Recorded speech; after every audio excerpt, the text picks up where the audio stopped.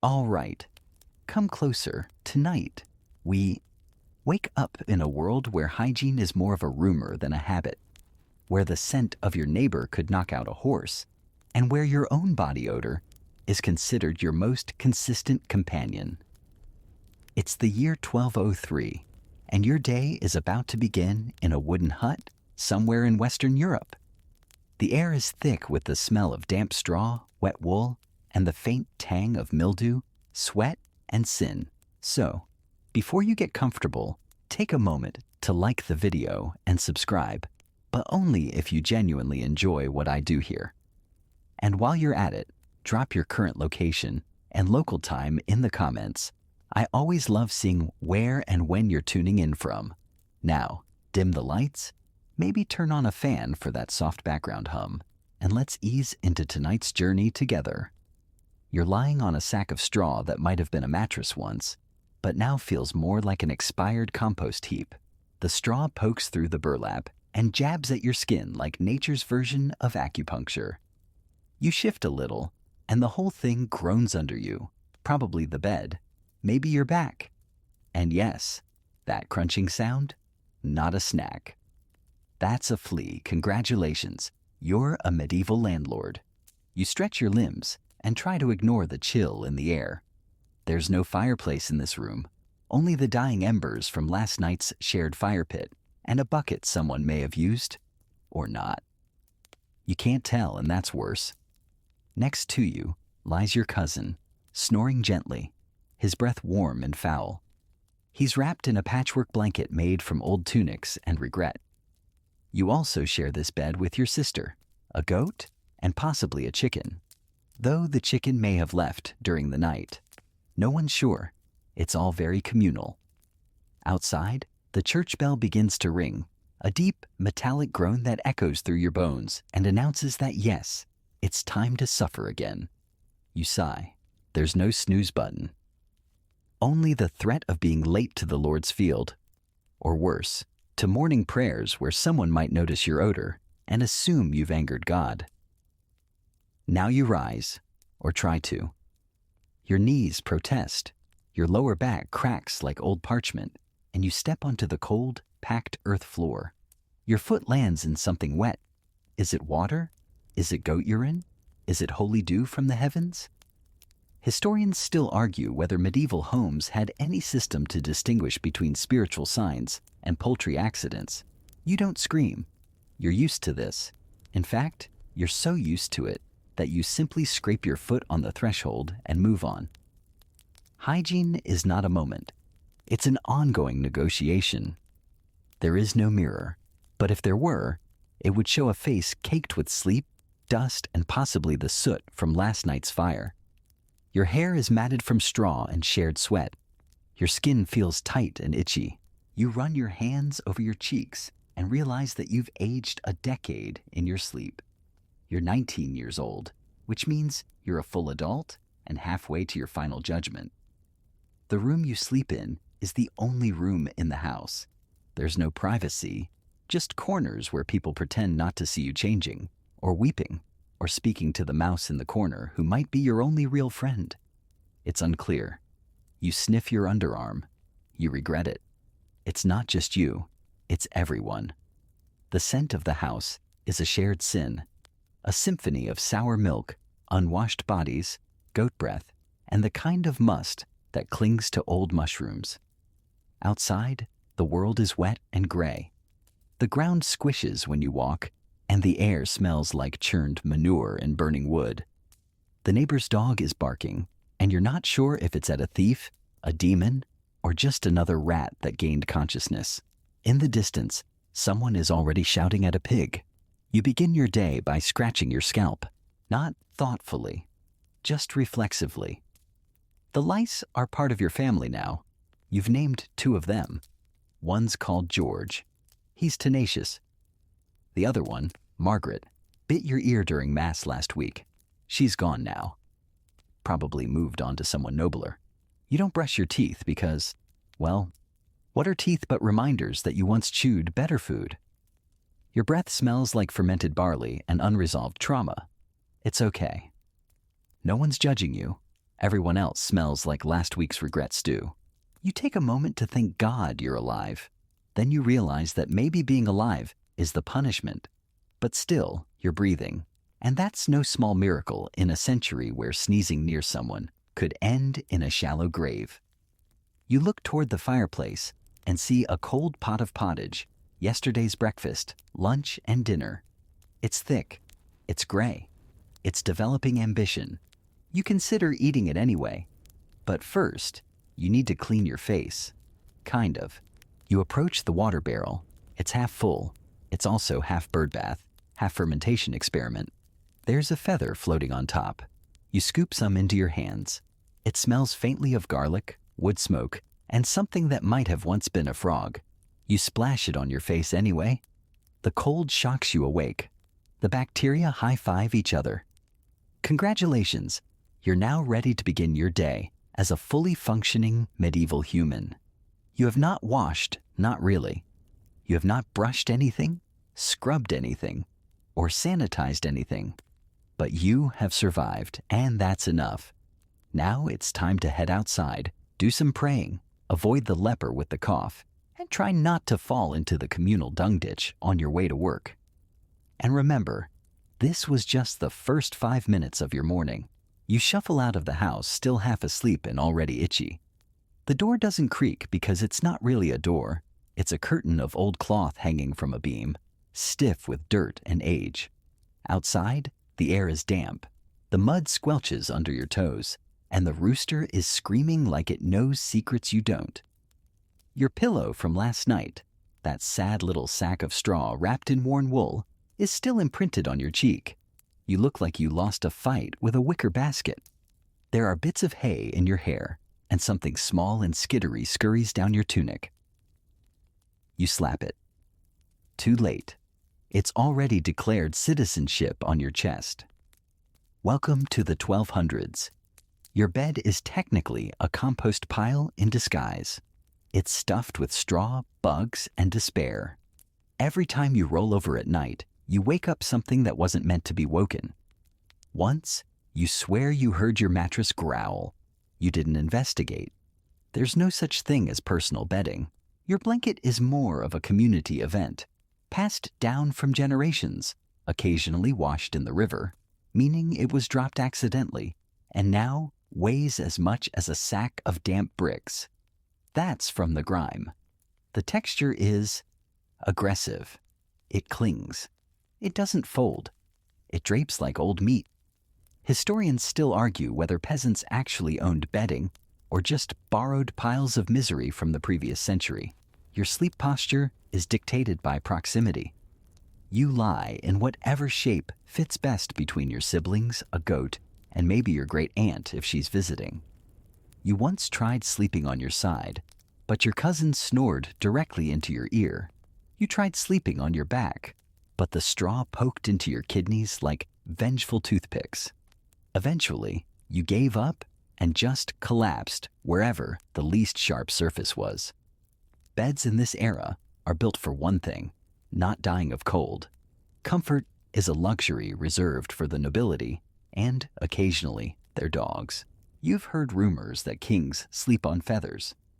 Real feathers, not chicken leftovers, not quills. Actual, soft, cloud-like feathers. You suspect this is a lie to keep peasants motivated. Work hard and one day, you too might know the joy of a mattress that doesn't bite back. Meanwhile, your bed bites daily. You have calluses in places you didn't know existed. And forget about a pillow. Your head rests on a folded tunic that smells like last month's turnip harvest. If you're lucky, it's dry. You've considered the idea of cleaning your bed, maybe replacing the straw. But straw is expensive and time-consuming to collect. Plus, every time you do, you disturb the current ecosystem, mice, fleas, and whatever that crunchy thing was. So, you let it be. You coexist. The last time someone tried changing their bedding, the local priest said they were tempting fate. He mumbled something about humility and lice as God's messengers. You didn't argue. The lice certainly have messages, mostly about irritation. You sometimes envy the dead. At least they get to lie in a wooden box, alone. That sounds like luxury. A whole box to yourself. No cousins, no livestock, no wheezing great uncles with mysterious foot ailments. Just peace. And dirt. Lots of dirt. Which, frankly, smells better than your blanket. Once a week, if the weather isn't trying to kill you, someone tries to air out the sleeping area. They lift the blanket, beat the straw, and scream when a squirrel escapes. The result? A brief window of freshness, quickly overwritten by body odor and the sweet scent of goat breath. You've tried sleeping outside. Once, it rained. You woke up with slugs in your shoes and a frog on your face. You went back inside and made peace with the bed that hisses when you move. Some of the wealthier families you've heard actually have wooden frames for their beds. Raised off the floor. Imagine no rats nibbling your toes at midnight, no puddles of mystery moisture under your knees, but raised beds also mean falling from greater heights when you roll over in your sleep. So maybe it's best not to dream too big. The idea of sheets is alien to you. Sheets are for parchment, or bandages, or noble women who faint too often. Your bed doesn't need sheets. It needs an exorcism. Your dreams, when they come, are haunted by the sounds of snoring, coughing, and the occasional panicked squawk of a goose someone forgot to put outside. You once dreamed of a feather pillow. You woke up chewing hay. The mornings are the worst. You wake up stiff, cold, and somehow dirtier than when you went to bed. You don't stretch, you unfurl, like a scroll. An ancient, cracking scroll held together by nothing but prayer and joint pain. And despite all this, you consider yourself lucky. Some people don't have straw. They sleep on packed dirt or next to their oxen, using the animal's warmth like a furry, mildly aggressive blanket. The oxen don't always approve. Your relationship with your bed is complex. You hate it. But you also fear the alternative. It's your nest of filth, your cradle of survival, your itchy, bug-infested security blanket. You return to it every night, knowing it will betray you. But you also know it will hold you. More or less. Tonight, when you collapse into your usual hay-shaped dent, you'll sigh and say, "Well, at least it's my moldy mattress." And the fleas will sigh back. And we're your moldy family. Because in the 1200s, sleep isn't restful. It's a soft, squelchy truce between your body and your bed. Your eyes are open now, but your mouth, well, it opens with hesitation. You take your first breath of the day through your nose cautiously. Then you immediately regret it. Because medieval breath, it's not breath, it's an event.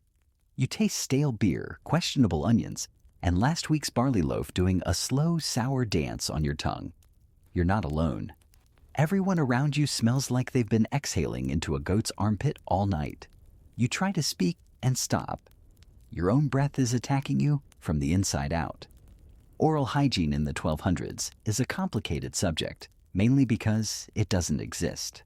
There are no toothbrushes, no mouthwash, no peppermint toothpaste, and absolutely no concept of floss. Not even a casual twig session, unless you're feeling fancy, or someone handed you one in church and called it a gift. If you're a peasant, and statistically you are, your options are limited. Sometimes you chew on aromatic herbs, mint if you can find it, sage if you're lucky, parsley if you're desperate. The result? You smell slightly less corpse-adjacent for about 12 minutes. Then the fermentation begins again. Historians still argue whether people used rough linen rags to rub their teeth with salt or ash. It's entirely possible they did, but it was rare. Mostly because everyone was too busy surviving to rub charcoal on their incisors. And honestly, that gritty feeling of ash in your molars, it's like seasoning your gums with fireplace leftovers. There are folk remedies, of course. Some recommend rinsing with vinegar or wine, which works if by works you mean numbs your tongue and gives you the illusion of hygiene. The real trick is swishing and spitting before you drink the rest of the bottle. And if you think bad breath is the worst part, Let's take a tour of your actual teeth. Most people by age 25 are missing a few. Sometimes you cough, and one comes loose. You hide it in your pocket and pray it wasn't important. Cavities aren't a problem you fix, they're a countdown. Once the rot sets in, you're basically a ticking jaw. Dental care is a medieval horror story. There are no dentists, only barber surgeons. Yes, the same man who cuts your cousin's bowl cut is also the one holding a hot iron rod and pliers near your face. His solution to everything? Yank it. No questions asked. No anesthetic either. Just a firm grip, a prayer, and the hope you don't bleed too much before dinner. Toothaches are so common that they don't even count as ailments. You're expected to endure them. Chew on cloves if you can find them. Press a hot brick to your cheek and cry quietly. Maybe see the priest. He'll suggest confessing your sins. You do. The tooth still hurts. Apparently, your sins were minor. Your gums are inflamed, your breath is lethal, and your molars are crumbling like old bread. And yet this is normal. It's not shameful. Everyone smells. Everyone moans when they chew. Everyone drinks beer for breakfast, not because they want to party, but because the water will kill them faster than their infected mouth. There are whispers, though, of nobles using sticks carved from special woods, tipped with frayed ends, to brush their teeth. Some even mix crushed herbs and oyster shells for cleaning. You assume this is exaggerated, probably propaganda. No one you know has oyster anything. You once tried brushing your teeth with a twig from the elderbush. It splintered. You bled. You stopped. In certain towns, tooth pain is so normalized that people carve talismans, small wooden saints meant to protect your mouth. One poor soul you knew wore his around his neck for a year, still died of jaw rot. The saint was blamed for sleeping on the job. And then there are those who turn to magic.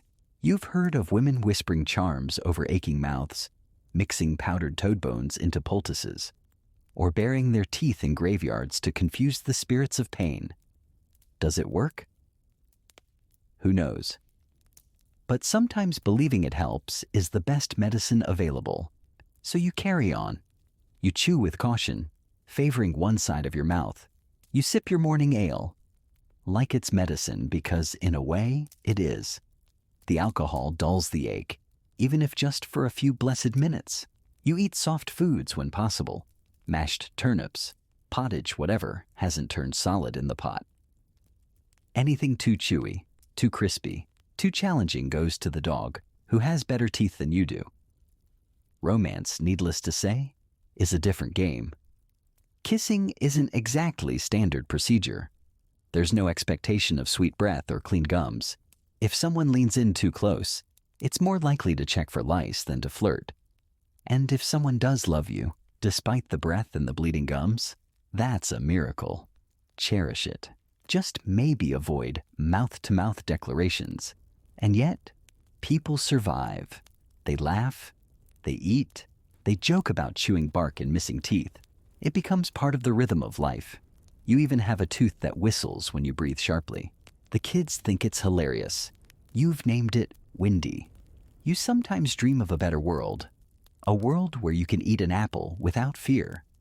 A world where you can smile without tasting rust. A world where your mouth isn't a medieval battlefield. But for now, you rinse with beer, chew on mint when you can find it, and avoid the barber with the suspiciously large tongs. Because in the 1200s, your breath may be dangerous, but your dentist is worse. You've survived the morning breath apocalypse, narrowly dodged a surprise molar departure, and now it's time to face the basin. Not a porcelain sink, not a bathroom vanity, just a wooden bucket of mysterious origin filled with a suspiciously cloudy liquid. Welcome to your face-washing routine, medieval edition. You crouch over the water barrel and peer inside. There's a leaf floating on top, curled up like a judgmental eyebrow. Something swims just beneath the surface. Maybe a gnat, maybe a tiny frog, maybe your sins. You scoop up a handful anyway. You're not here to feel clean. You're here to feel less dirty. The water is cold, not refreshing, not invigorating, just cold in a way that immediately makes your knuckles ache and your teeth hurt in sympathy. You splash it on your face, and for a brief second, you feel human. Then the goosebumps kick in, and you remember that this water was drawn yesterday from a river that also serves as a laundromat, cattle crossing, and public toilet. Historians still argue whether peasants regularly washed their faces or just prayed the dirt would form a protective seal. You've decided that if the grime is thick enough, maybe it'll keep the lice out. No soap, of course. Soap is a rumor where you live, something nobles whisper about at feasts while rubbing scented oil on their fingers. If you're lucky, you might have a lump of lye soap shared by the entire household. It smells like scorched garlic and burns your skin just enough to let you know it's working. Or maybe it's just angry. There are days when you try a medieval cleanse, a cloth soaked in vinegar and herbs, wiped gently across the cheeks and under the arms. It stings, smells like salad, and makes you feel like you're being preserved for winter. If you're noble, things get fancier. You wash with rose water. That is, water with one dead rose floating in it. You dab, not scrub. Scrubbing is for servants and sinners. But if you're a peasant, surprise, you are both. So you scrub when you can and pray the dirt is holy. You reach for a rag that used to be a shirt, that used to be your uncle's tunic. Now, it's a multi-purpose hygiene tool. You dip it in the water and start wiping your neck, your ears, your face. You avoid the eyes. You've made that mistake before. Let's just say the bacteria in this water are adventurous. The cloth picks up more grime than it removes. It's less a cleaning and more a redistribution. You now smell faintly of wet wood, musty fabric, and the same hope you had yesterday. Still, it's better than nothing. You think about bathing, but that's a whole event. Like planning a minor wedding. You need firewood to heat the water, a tub that doesn't leak too much, and ideally a day without chores, visitors, or sudden plague outbreaks. It's a lot, so for now, the bucket will do. You pat your cheeks dry with the inside of your tunic, which is marginally cleaner than the outside. Your skin feels tight, like it's unsure whether to flake off or stay on in protest. But hey, you've got some of the dirt off. Maybe. At least the visible bits. Back indoors, your family is bustling. Someone's stirring the pottage. Someone else is tying on sandals. Your youngest sibling is picking something out of their hair. Could be a twig, could be a beetle, could be both. No one looks clean, but no one looks worried either. This is just life. Filth is the backdrop. You glance at your reflection in a bit of polished metal hanging on the wall. It's warped and cloudy, but you can make out your shape. Your cheeks are red from the cold water, your hair sticking out like straw on a breezy day.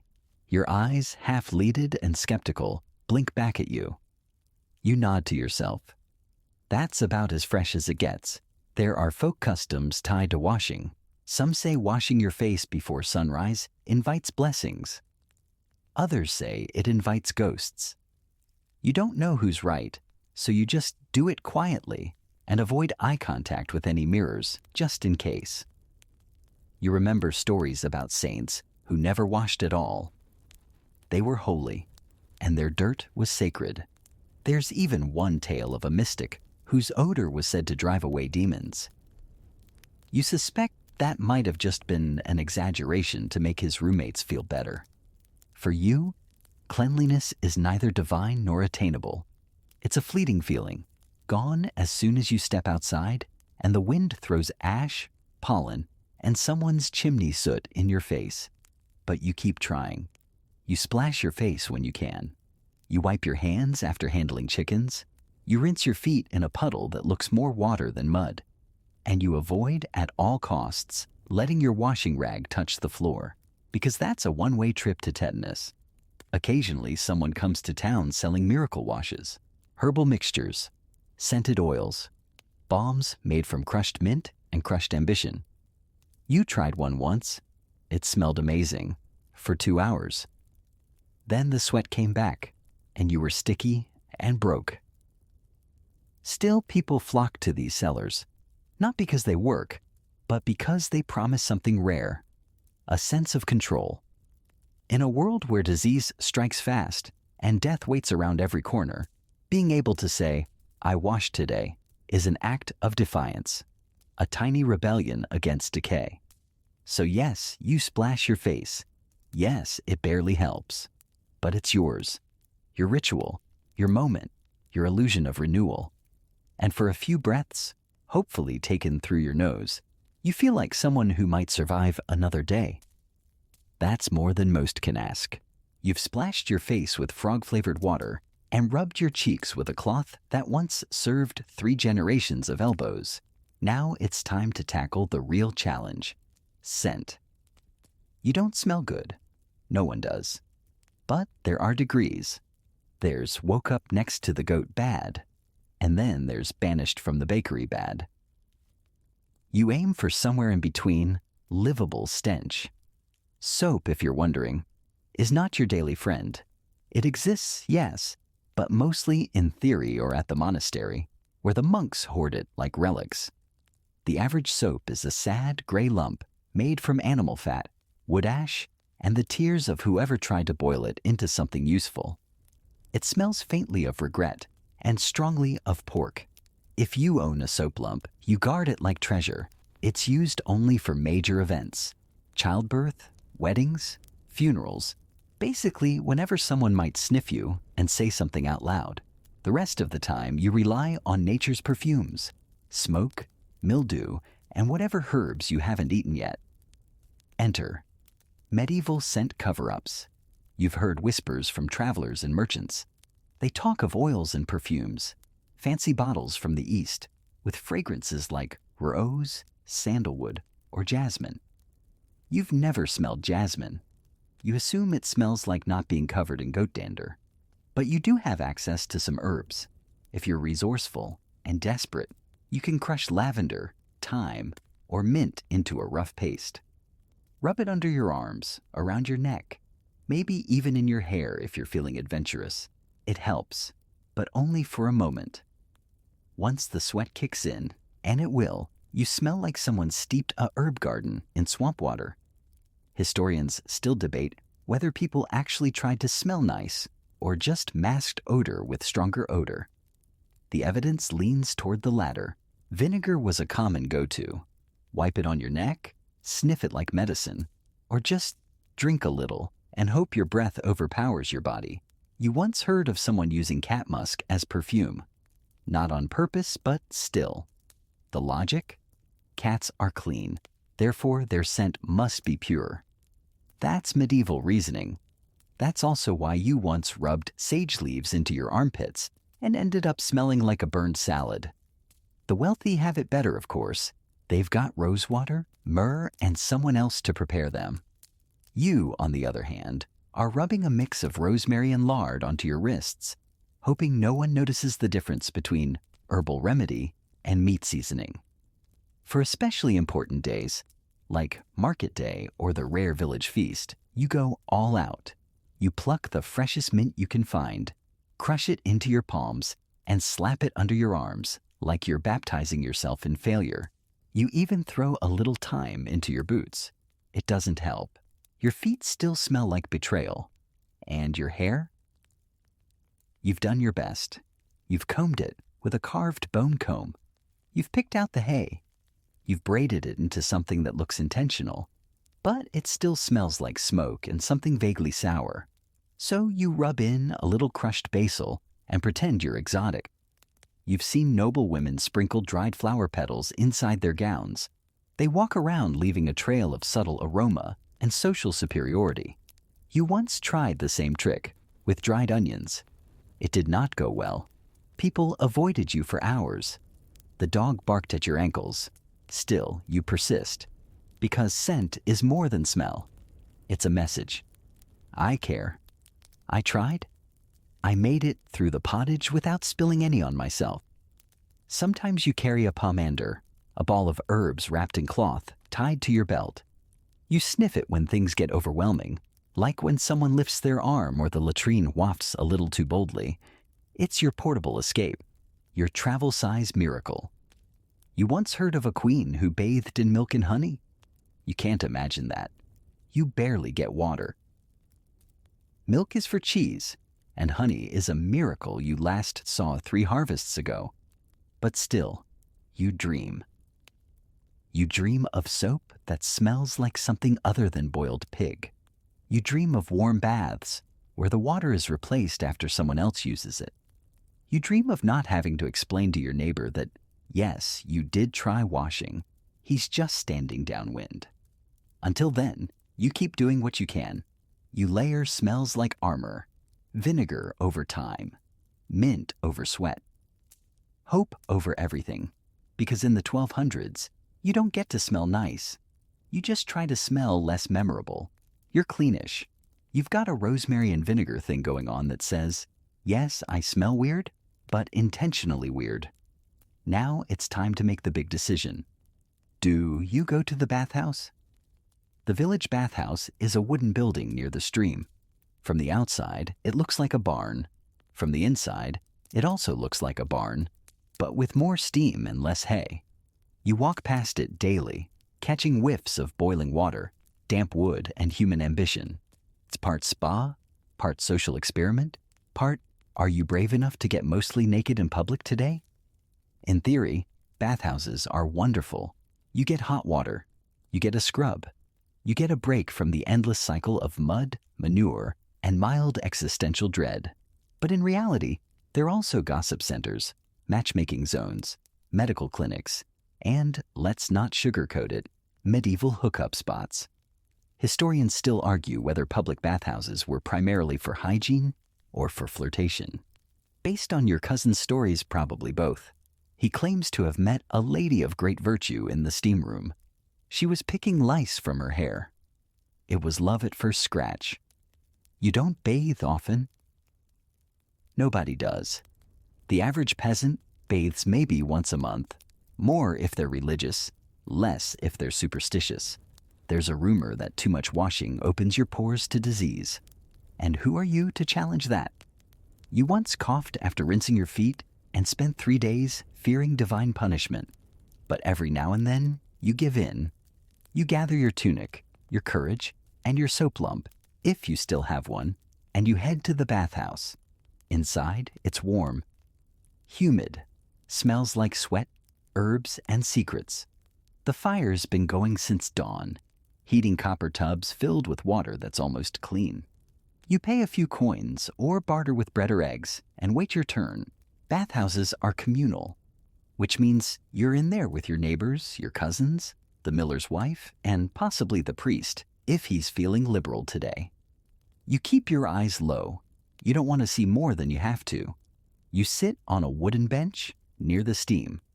You begin to sweat immediately, as if your body's saying, why are we doing this again? Someone hands you a bundle of herbs to slap against your skin. It's supposed to open your pores. It mostly just tickles and leaves leafy bits stuck to your chest. The tubs themselves are rustic.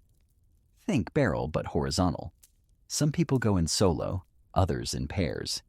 If you're feeling shy, you can use a modesty cloth, a glorified napkin. Most don't bother. You're here to wash, not to perform. You slip into the water. It's hot. Startlingly so. Your feet scream, then sigh. Your knees follow. You lower yourself inch by inch, like a hesitant pastry into soup. The moment your backside hits the bottom, you remember someone else was in this tub 20 minutes ago, and maybe someone else before that, and definitely a sheep at some point in its career. Still, it's worth it. The grime lifts. The warmth seeps into your bones. Your skin remembers what relaxation feels like, just for a moment. You rub your limbs with ash soap, or maybe sand if you forgot. Either way, you emerge slightly cleaner and exfoliated to the point of near injury. Bathhouse conversations are an art form. Everyone talks. Loudly. You learn who's been stealing grain, who's pregnant, who's possibly cursed, and who fell into the river again. You pretend not to listen, but your ears are wide open, because information in the 1200s is the only thing that travels faster than lice. Sometimes disputes are settled in the steam room. You've seen two bakers argue over flour rights while rubbing their elbows raw. You've also seen a midwife give impromptu health advice to a sheep farmer who mistook a rash for divine punishment. Bathhouses are therapy, newsrooms, and sometimes war zones. There's a section for scrubbing, another for soaking, and one mysterious curtained area that smells like honey and regret. You don't ask. You don't enter. Once your turn is done, you dry off with a cloth that you bring yourself.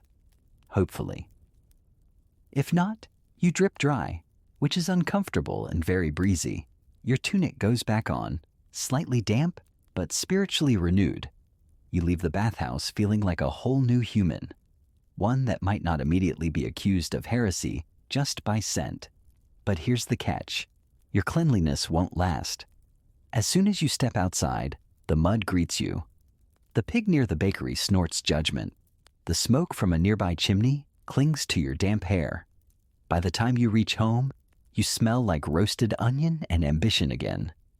Still, you did it. You bathed. You fought back against filth. And even though you'll need another wash in, say, September, you walk taller, you scratch less, and for a few hours, your feet don't make squelching sounds when you walk. You glance back at the bathhouse. A woman walks in with a bucket. A man follows with a towel and a secret. The steam rises, the door creaks, and the gossip continues. Because in the 1200s, cleanliness is a moment, not a lifestyle. You've survived the bathhouse steamed, scrubbed, and socially overheated. Your skin feels pink, tight, and vaguely betrayed. But you're back outside now, and the air immediately reminds you that your brief moment of cleanliness was an illusion. The mud squelches underfoot, a dog sneezes something awful nearby, and you're starting to sweat again. Which is a problem, because bathing might be rare, but sweating is constant. It doesn't care whether you're noble or peasant, freshly washed or thoroughly crusted. You could be standing still, holding a turnip, and suddenly feel sweat trickle down your back like an unwanted love letter from your armpit. Let's talk about clothes. You're dressed in a wool tunic, not wool blend, not breathable linen layers, just pure, scratchy, damp wool that soaks up everything and dries never. It's dyed a brownish color that could be natural or just centuries of wear. Underneath, maybe a linen undertunic, maybe nothing. Underwear isn't a guarantee. It's more of a rumor. You haven't changed outfits in months. Most people have one, maybe two tunics if they're lucky, or suspiciously good at bartering. You wash your clothes as rarely as you wash yourself, mostly because washing is an event, see? Water hauling, firewood gathering, ash scrubbing, sun drying, lice evacuation. So when you sweat, and oh, you will, it stays with you. It becomes part of the garment's DNA. You could probably wring your sleeves and season a stew. Please don't.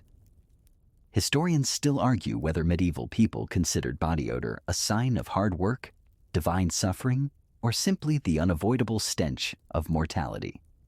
Probably all three. And here's the worst part. Deodorant doesn't exist. What you do have are herbs. You pluck a handful of dried rosemary, crumble it between your fingers, and rub it under your arms. It smells like hope and sausage. You've tried stuffing mint leaves into your sleeves, but they wilt within hours. One time you shoved lavender sprigs into your belt. Bees followed you around all afternoon. Some folks swear by vinegar. A splash under the arms in the morning. The scent is eye-watering, but effective, for about half a rosary's length. Then it curdles with your natural musk and creates something that could summon demons. There's also the burn it off method. Heat a metal spoon in the fire, then press it briefly to your armpit. Do this twice, and you'll never worry about sweat again because you'll be unconscious. The nobility, as usual, have different strategies. They powder themselves with crushed flowers and exotic spices. They wear perfumed sachets around their necks or hidden in their sleeves. They even scent their gloves and hair ribbons. You once got close to a noblewoman who smelled like cinnamon, rose, and power. You wept, but even they sweat, especially under all those layers, corsets, overdresses, underdresses, veils, sleeves, cloaks. Royalty doesn't get heat immunity. They just get someone else to clean their gowns. And you, poor peasant that you are, must simply cope. You carry a pouch of crushed sage and sniff it when you feel yourself wilting. You rub your wrists with lemon balm if you can find it. You avoid hugging people. Hugs are dangerous. They're basically smell declarations. Still, life continues. You till the soil. You fetch water. You carry baskets and chop wood and sweat through it all like a human fountain of peasantry. Everyone does. It becomes part of the village's rhythm. The air hums with it. You can smell the blacksmith before you see the smoke. You can tell who's been at the fish stall by how fast people back away. You once asked your uncle how people handled body odor in the old days. He laughed and said, "We didn't." Then he handed you a pouch of thyme and winked like it was a family heirloom. Love still happens, by the way. People marry, flirt, wink, and blush, all while smelling like cheese left on a windowsill. Attraction in the 1200s isn't about pheromones. It's about surviving the scent long enough to feel something deeper. And yes, there are days when it feels unbearable. When your skin sticks to your tunic, when the sun is too high and your armpits declare war, when you dream of cold rivers and magically absorbent linens. But then evening comes. The air cools. The sweat dries. You sit by the fire and everyone smells the same. You laugh, scratch your shoulder, and eat a piece of bread that tastes faintly of soap. No one says anything. Everyone's too tired to care, because in the 1200s, you don't fight sweat. You become it. Your armpits have declared independence. Your tunic is absorbing memories, and still, you must clean something.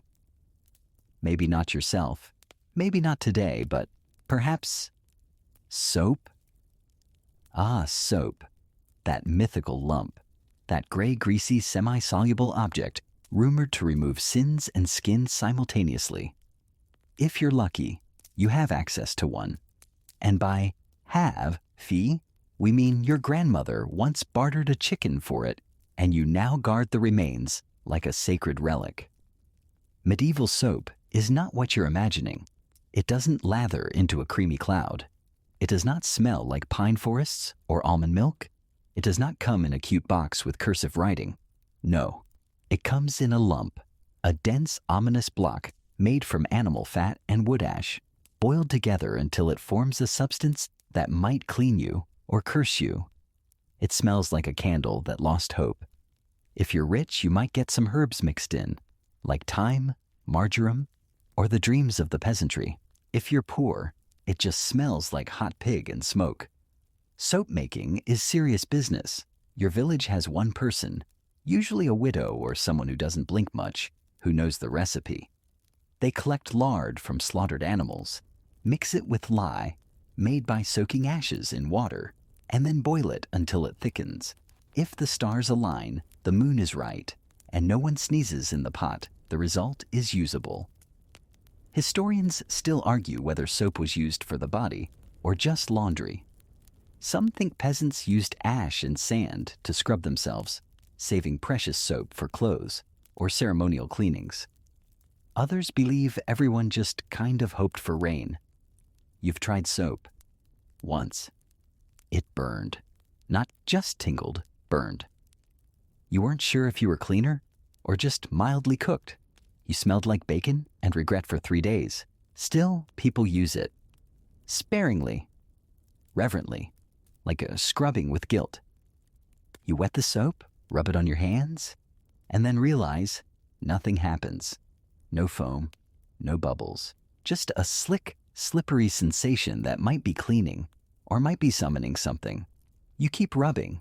Maybe a few flakes fall off. Maybe not. The soap stares back at you. You stare back. It's a standoff. Eventually, you scrub harder. And that's when you realize, this isn't soap. It's exfoliation with delusions of grandeur. Your skin turns red, the grime lifts somewhat, and the soap crumbles just a little, leaving behind a trail of murky hope. Some wealthier towns import fancy soap from the Middle East, Aleppo soap, made from olive oil and laurel. That stuff actually works. It smells divine. It foams. It softens. But it's more expensive than a pig and a prayer, so you've only heard stories. Once a traveler let you smell a sliver. You cried. You've considered making your own. But then you remember the process. Boiling fat for hours over an open fire, adding just the right amount of ashes, praying you don't create poison. Your cousin tried it once. Now his eyebrows are gone. So instead you hold onto your sliver. You keep it wrapped in cloth. You show it to people like it's a relic. This, you say, is real soap. They nod. They respect you. They do not touch it. No one dares. Sometimes you pass it around during holidays. The family lines up to wash their hands with it. It's an event, a moment of shared awe. And then it goes back in the box, back under the bed, back to rest until Easter. For daily life, though, you stick to what works. Vinegar rinses, herbal rubs, sand scrubs, or when desperation hits, chewing on a stick and pretending it's oral care. That's your version of clean. And for your clothes? They're washed rarely. When they are washed, it's an ordeal. The garments are soaked in water, maybe with ashes, maybe with lye, beaten on rocks, and left to dry in the sun. They stiffen into weird shapes. You break them in like armor. You wear them proudly, because medieval cleanliness isn't about actual sanitation. It's about intention. You meant to be clean. You tried. You burned a little soap into your forearm, and now smell like smoked thyme. That's enough. Besides, there are worse smells. You once walked past the tanner's workshop. You still wake up thinking about it. So you hold your soap, you kiss it goodnight, you dream of lather, and maybe, just maybe, next feast day, you'll use it again. A full body wash, head to toe. A true moment of transcendence, just as long as your cousin doesn't steal it. Because in the 1200s, soap is not a bathroom item. It's a personality. You've made peace with the soap, or what's left of it. Now it's time to do something about your hair. A tangled, greased, hay-infused masterpiece perched defiantly atop your head. You haven't washed it in weeks, maybe months. You can't remember. Time is fluid, but your scalp? Solid. A kingdom unto itself. You run your fingers through it. Well, you try. They get stuck halfway, tangled in knots, crumbs, and the ghosts of past meals. Welcome to medieval hair care. A wild blend of animal fat, bone combs, folk wisdom, and very low expectations. You reach for your comb. It's carved from boar bone, passed down from your great-grandmother, and sharpened just enough to make your scalp bleed if you're not careful. Each stroke through your hair is a tug of war between what you want and what the tangles want. You lose most rounds. There's no shampoo, no conditioner, no leave-in anything. There's lard if you're lucky, or desperate. And today, you're both. You dip your fingers into a pot of pig fat stored near the hearth. It's thick, waxy, and smells vaguely like stew. You scoop a bit, rub it between your palms, and begin the ritual. You massage it into your scalp, just like the wise women say. It's supposed to soften the hair, ease the knots, and repel lice. It also makes you smell like dinner, but at least you shine now like a beacon of questionable decisions. Historians still argue whether lard was a standard hair product or a last resort lice deterrent. But there's no denying one fact. It makes your hair do something. The strands lie flatter, the tangles ease slightly, and the lice get confused long enough for you to scratch in peace. There are other tricks.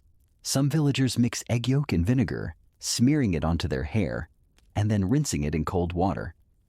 The smell is sharp, and if you're not careful, the yolk cooks in the sun, and you end up with an omelet on your scalp. Still, it's considered a luxury treatment. You once saw a traveling noblewoman pour rosewater through her hair. It caught the sunlight like silk. You tried the same thing, with well water and a dead flower. It was less magical, more muddy. But you felt beautiful for 10 minutes until a rooster attacked you. Your hair is long. That's normal. Cutting it is considered risky. Some believe hair holds power, spiritual, social, even magical. Trimming it too often might anger the spirits, or worse, make people think you've committed a crime. Short hair is for monks, widows, and people who lost arguments with fire. So you braid it, or tie it up with a leather cord, or wrap it in cloth to protect it from wind, sun, and judgmental stares. Some folks believe certain hairstyles protect you from disease.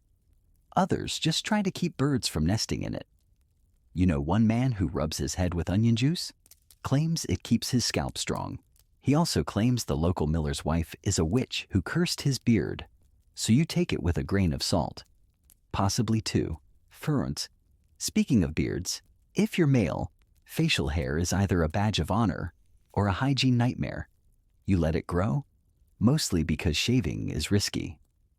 Razors are dull, rare, and sometimes shared. Your cousin tried shaving last month and nicked a vein. He passed out in a puddle, woke up with fewer friends and more respect. Still, some do attempt grooming. If you're wealthy, you might have a servant shave you with a blade honed by monks. If you're not, you do it yourself, slowly, fearfully, and with a piece of broken glass if nothing else is available. And don't even think about plucking nose hairs. That's considered flirting with death. You've heard of people dyeing their hair, especially among the higher classes. They use herbs, ash, or even ground up insects to tint their locks. You once tried using soot and nettle juice. Your hair turned greenish-black and refused to return to its natural color for a season.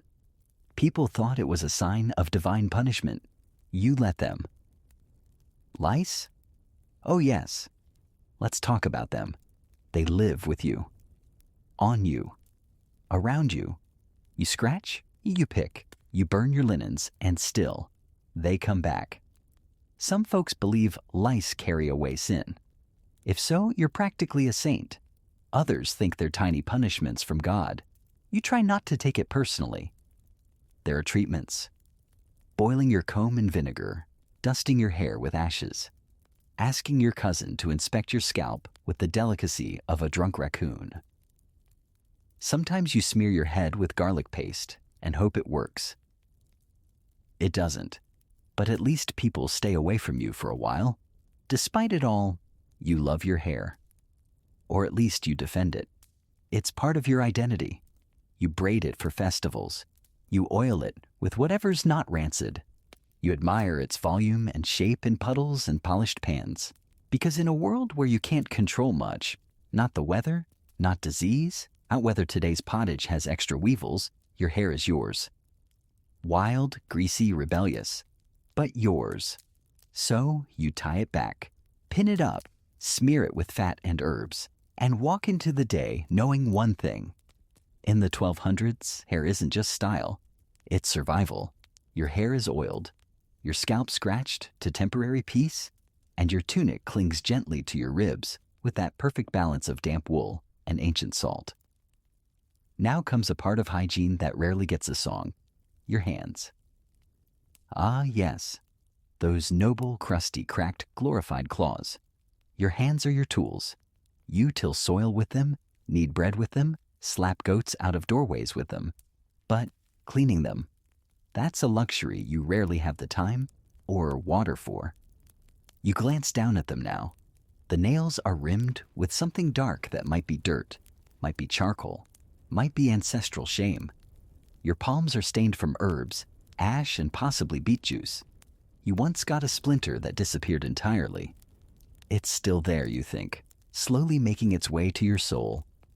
Hand washing is minimal. There's no faucet, no sink, just a shared basin, a wooden bowl filled with gray water that has washed at least 3 other people before you. You dunk your hands in it, swirl them around, and call it clean. Historians still debate how often peasants washed their hands.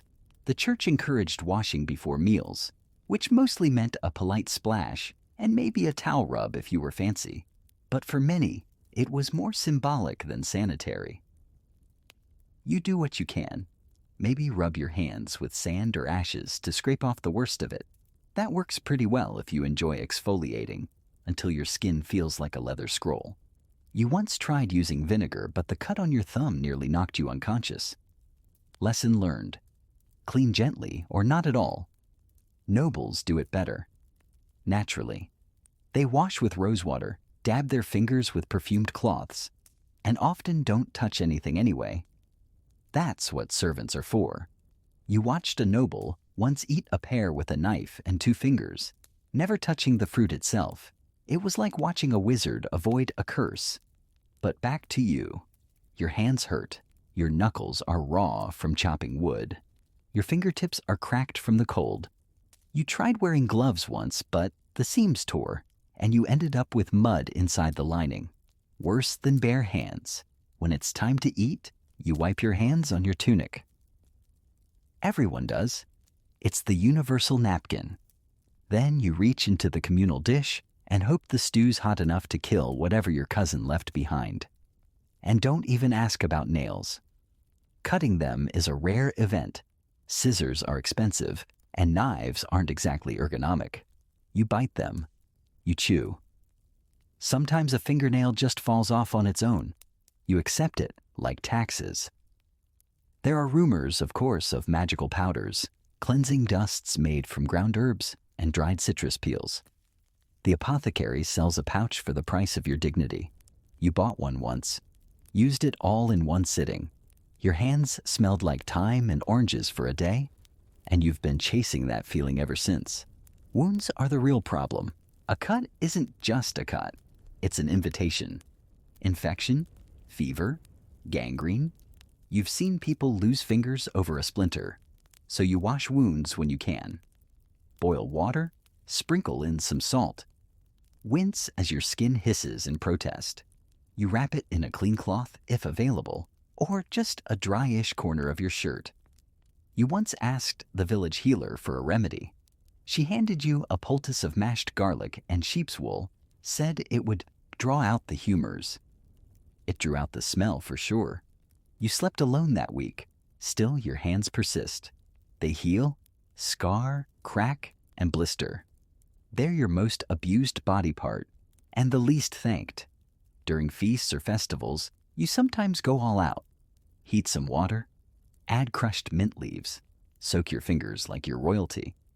For 5 minutes, you imagine you're someone who drinks from silver goblets and doesn't use their thumb to scrape out the last of the stew. And then someone calls for help with the firewood, and it's back to grime and glory.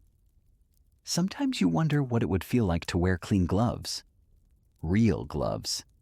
Silk gloves. You can't imagine the sensation. You'd probably drop everything. You'd definitely ruin them within an hour.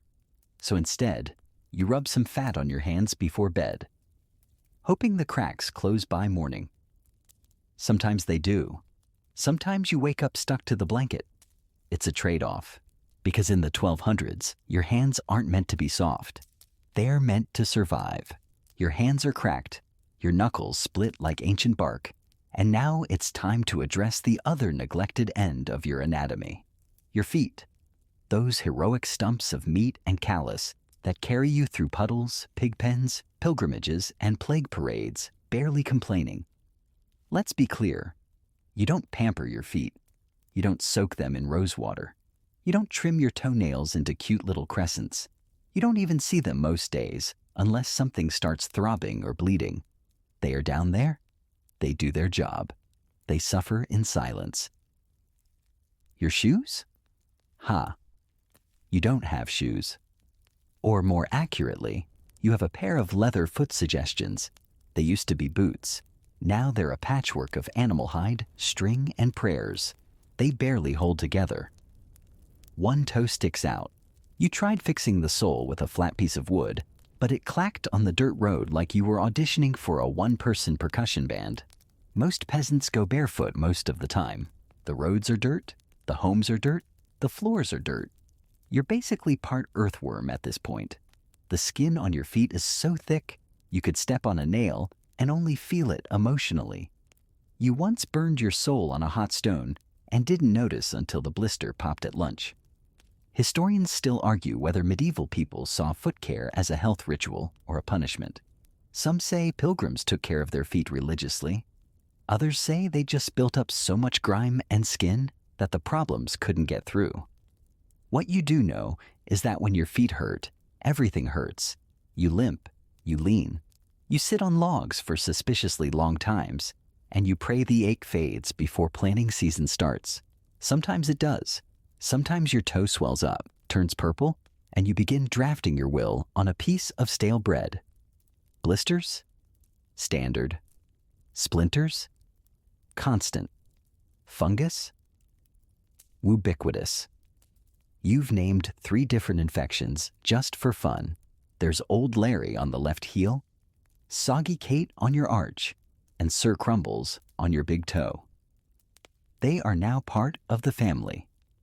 When you clean your feet on high holy occasions, or when the itching becomes poetic, it's a ceremony. First, the soak, a bucket of water, sometimes warm if the fire's still going. You dip your feet in, watching the water turn a color not found in nature. A mix of dust, dead skin, and whatever you stepped on last week. Then the scrub. You take a brush or an aggressive stick and rake it across your heel. You hiss. You wince. You lose 3 layers of skin and gain a vague sense of accomplishment. Maybe you rub some herbs into the cracks. Maybe you cry a little. Toenails? Let's not talk about toenails. They are sharp, yellowed, and resemble twisted talons from a fantasy novel.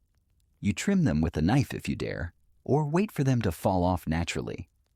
You once lost one during a dance. You kept dancing. For some, foot hygiene becomes spiritual. Pilgrims wash each other's feet at monasteries. It's a sign of humility, a cleansing of the path you've walked. You've been part of that once. It was surprisingly moving and surprisingly smelly. Folk remedies abound. A mash of garlic and goose fat to soothe aches, soaking in vinegar to purge demons, rubbing with nettle leaves to improve circulation, or just to feel something other than damp despair. You once heard of a nobleman who wore fur-lined slipper indoors. He refused to touch the ground with his bare feet. Must be nice. You walk barefoot across chicken droppings and pretend it's a spa exfoliation. There are shoes for the rich, of course, pointy, embroidered, absurdly impractical shoes made for walking only across rugs and egos. You can't imagine putting one on. You'd probably get arrested for impersonating wealth. Your own footwear, if it still exists, is repaired endlessly.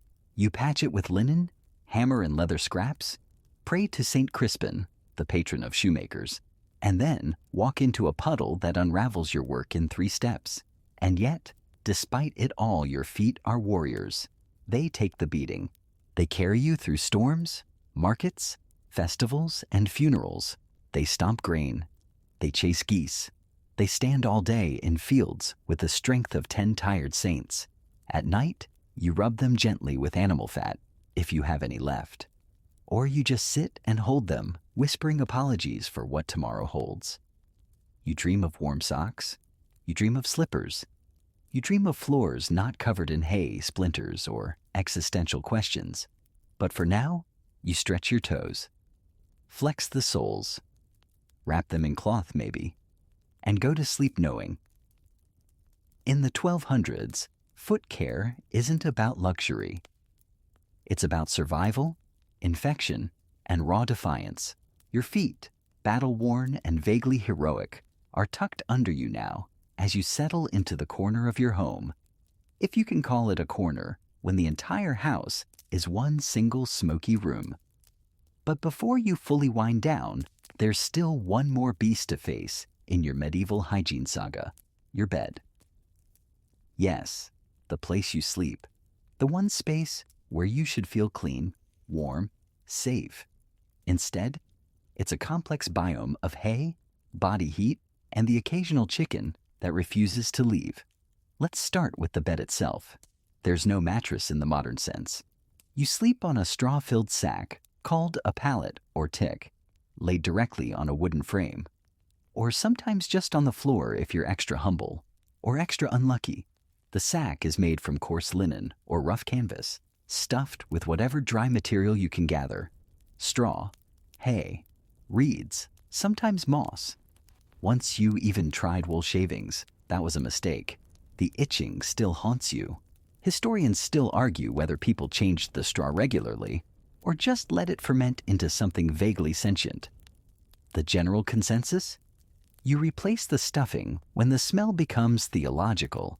There are no sheets, no duvets, no Egyptian cotton. What you have is a woolen blanket, scratchy and smelling faintly of smoke, goat, and feet. If you're lucky, it's been mended so many times that it now resembles a patchwork quilt made by someone who hated symmetry and color coordination. And pillows? Maybe. More likely, you fold up another tunic or roll a bundle of straw into a lumpy suggestion of support. You've tried using your arm. It goes numb. You accept this as part of the experience. Now about the bedfellows, and we're not talking about romance. You do not sleep alone. Not because you're in love, but because space is limited and bodies provide warmth. Your siblings, cousins, or children share your pallet. Sometimes even your parents, depending on age, mood, and available surface area. It's like a sleepover, except no one invited lice and everyone snores. And yes, let's talk about lice. Again, they are here, in the straw, in your hair, in your blanket. You try to smoke them out by holding your bedding over the hearth. Sometimes you succeed. Sometimes the blanket catches fire. Either way, it's a cleansing of sorts. You've tried sprinkling dried lavender or pennyroyal in your bedding to keep the bugs away. It smells nice for an hour. Then the scent disappears, and the bugs throw a party. You once woke up with a beetle on your cheek. You named it Sir Startles. Some people hang herb bundles from the rafters above the bed, hoping the falling leaves will keep pests at bay. Others rub garlic around the bed frame. That keeps both bugs and humans away, which can be convenient. You also battle dampness. The room is never dry. There's always a hint of rain in the air, even when it's not raining. Your straw mattress absorbs the moisture, becoming heavy and cold. You once tried airing it out on a sunny day. The chickens nested in it. You never recovered. And then there's the smell. A complex blend of sweat, damp wool, smoke, and last week's pottage. You grow used to it. Occasionally, a visitor will wrinkle their nose, and you'll feel a flash of shame. Then remember they probably smell worse. You once dreamed of a feather bed. Someone said the queen sleeps on one. You imagined sinking into softness, wrapped in linen so fine it hums lullabies. Then you woke up with hay in your mouth and a toe in your ear. Reality reestablishes itself quickly. But despite the discomfort, there is comfort.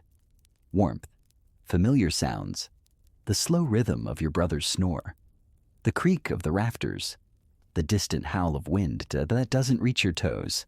Thanks to 3 layers of sibling piled on top of you, you fall asleep not because the bed is cozy, but because you are exhausted. Your body gives up. It melts into the straw. Your mind drifts, and for a few precious hours, you don't feel the itching, the chill, or the weight of grime on your skin, until, of course, someone rolls over and elbows you in the ribs. Then you wake, adjust, grumble, and try again. Because in the 1200s, your bed is not a sanctuary. It's a shared truce between bodies, bugs, and the floor. You wake to the sound of someone snoring directly into your eye socket and the unmistakable tickle of straw somewhere it shouldn't be. The fire's burned low, the air is chilly, and your legs gone numb beneath 2 siblings and what might be a chicken. You stretch, crack a few joints unintentionally, and rise to face the next frontier in medieval hygiene: your clothes. Or more accurately, your one set of clothes, which you now must decide: wear them again or wear them again. Those are your choices. Wardrobes aren't a thing. Closets aren't a thing. You're lucky to have a hook. Your tunic, wool, roughly stitched, brownish gray in color, or is it just stained, greets you with the stiffness of an angry scroll. You pick it up. It maintains its shape? That's never a good sign. Let's talk laundry. Doing laundry in the 1200s is a feat of strength, scheduling, and societal pressure. You don't just toss clothes in a washer. You don't even just soak them. You plan for it, like a minor religious holiday. First, you need water. Lots of it. This means a walk to the river, the well, or the nearest rain barrel. Then you need soap, or its closest cousin, lye. You make this by collecting ashes from the hearth, soaking them in water until they form a caustic liquid that eats grime, and sometimes fingers. You've tried washing your tunic with lye. The dirt came out. So did the color, the softness, and most of the thread integrity. It dried stiff like a canvas tarp. You had to beat it over a log for 20 minutes just to wear it again. Historians still argue whether peasants regularly washed their clothes or simply let nature and weather do the work. Air them out, some say. Bury them in soil, others whisper. Wear them until they walk away, say the realists. For you, laundry day happens once every 2 weeks. If the sun is shining, your arms aren't sore, and the river isn't full of dead fish again. You take your garments, all 2 of them, soak them in a wooden tub, scrub them with rough brushes or stones, and stomp them like grapes. Then comes the drying process. You drape them over bushes, on hedges, on fences. You pray it doesn't rain. You chase off chickens. You shoo away that one neighbor who keeps trying to trade fresher rags for your already pre-sweated-in tunic.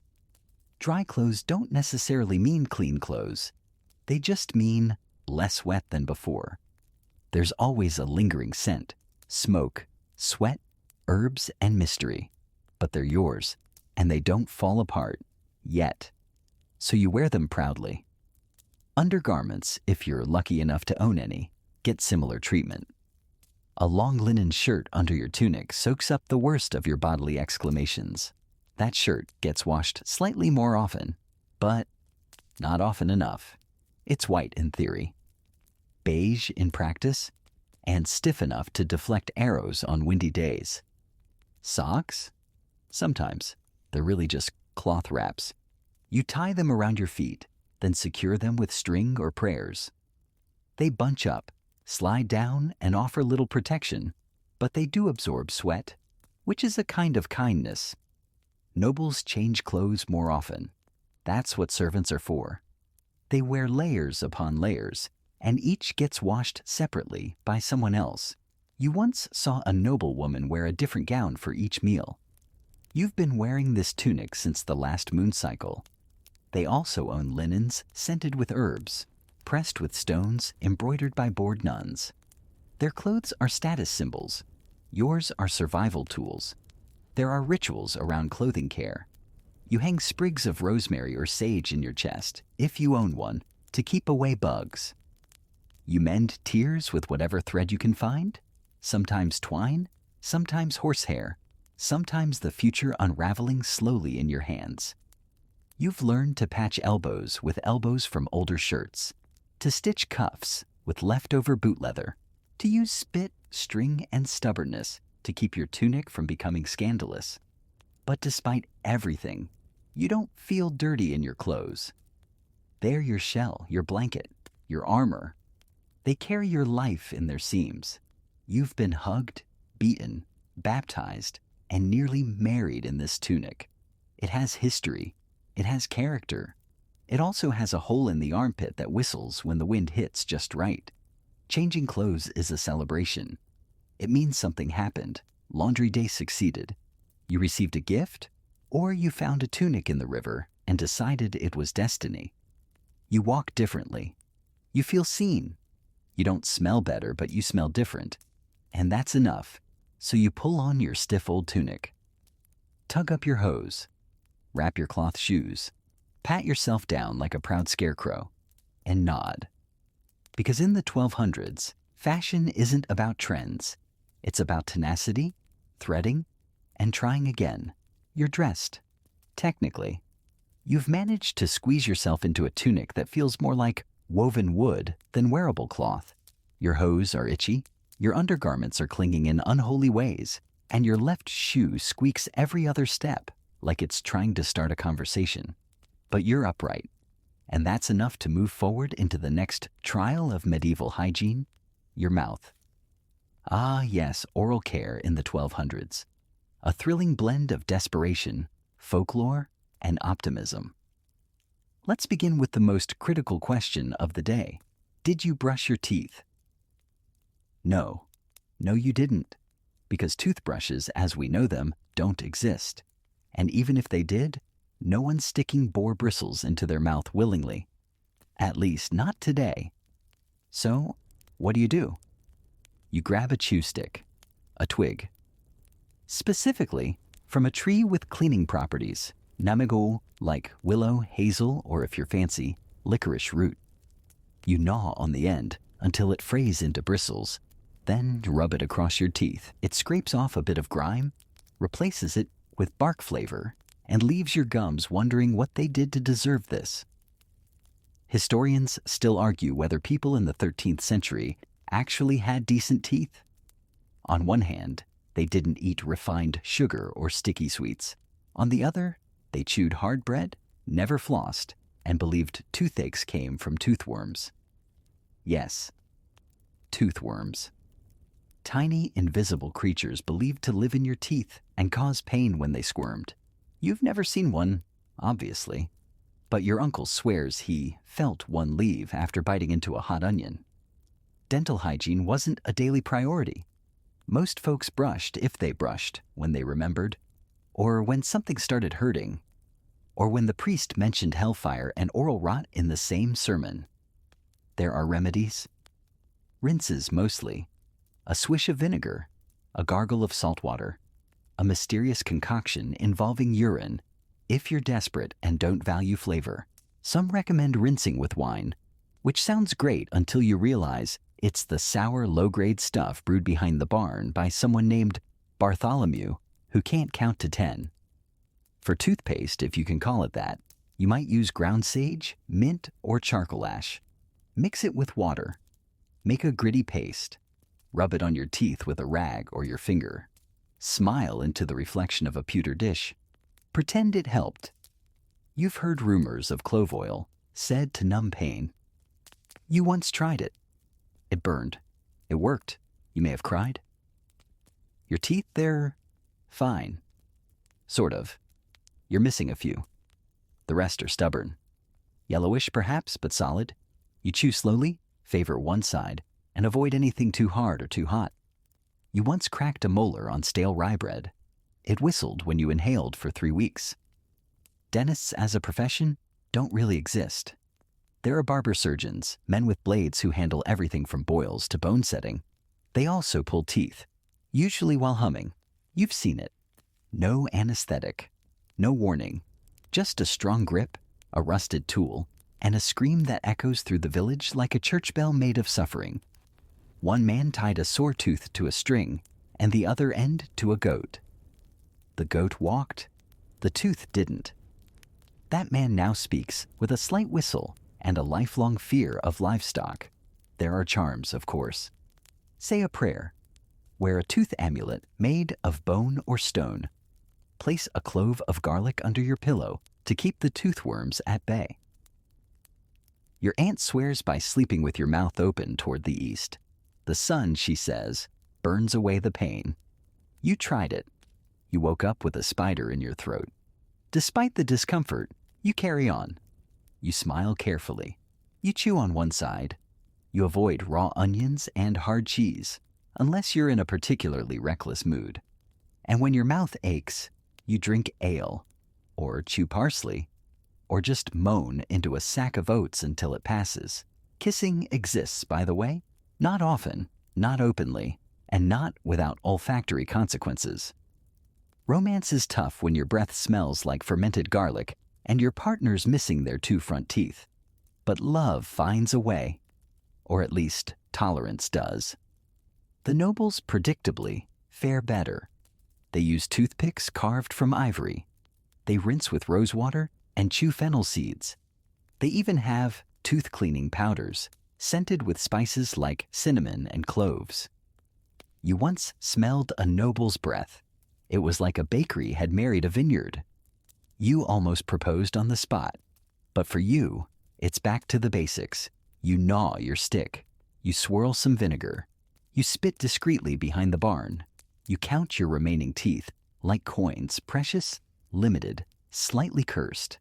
And when one finally gives out, when it throbs, swells, and begs for release, you go to the man with the pliers, you grip the chair, and you bite your lip harder than you ever bit an apple, because in the 1200s, your smile isn't perfect. It's earned. Your teeth are accounted for. Some ache, some lean, some are simply gone. But your breath doesn't actively repel livestock today, so you count that as a victory. Now, with your mouth temporarily appeased and your tunic semi-behaving, you're off to face one of the most unappreciated corners of medieval hygiene. Your nails, fingers, toes, that weird one that's going slightly sideways. They're all still here, but they're hanging on by a splinter and a prayer. Nail care in the 1200s isn't so much a beauty ritual as it is a defensive maneuver. Your nails grow wild, crack unpredictably, and collect everything. Dirt, ash, bits of barley. You once found a ladybug in your thumbnail crease. She seemed disappointed. You don't own nail clippers. No one does. You have a knife. That's it. And if you're particularly brave, you bite them. Not because you like it, because sometimes that's the only way to stop the sharp edge from slicing your own face while you sleep. Historians still argue whether peasants trimmed nails regularly or just let nature break them off in tragic little moments. You're firmly in the bite and hope camp. You once tried filing a nail with a rock. It worked, and then didn't. Your fingertip hasn't forgiven you. The average peasant nail is shortish, uneven, and usually dark beneath. Clean nails are a luxury or a suspicion. If someone has spotless nails, either they're hiding something or they've never worked a day in their life. You try to clean yours every few days, usually with the tip of your knife or a twig. You scrape under the edges, marvel at the amount of life growing there, and occasionally gag. You then wipe it off on your tunic, which is why your lap always looks like a soil sample.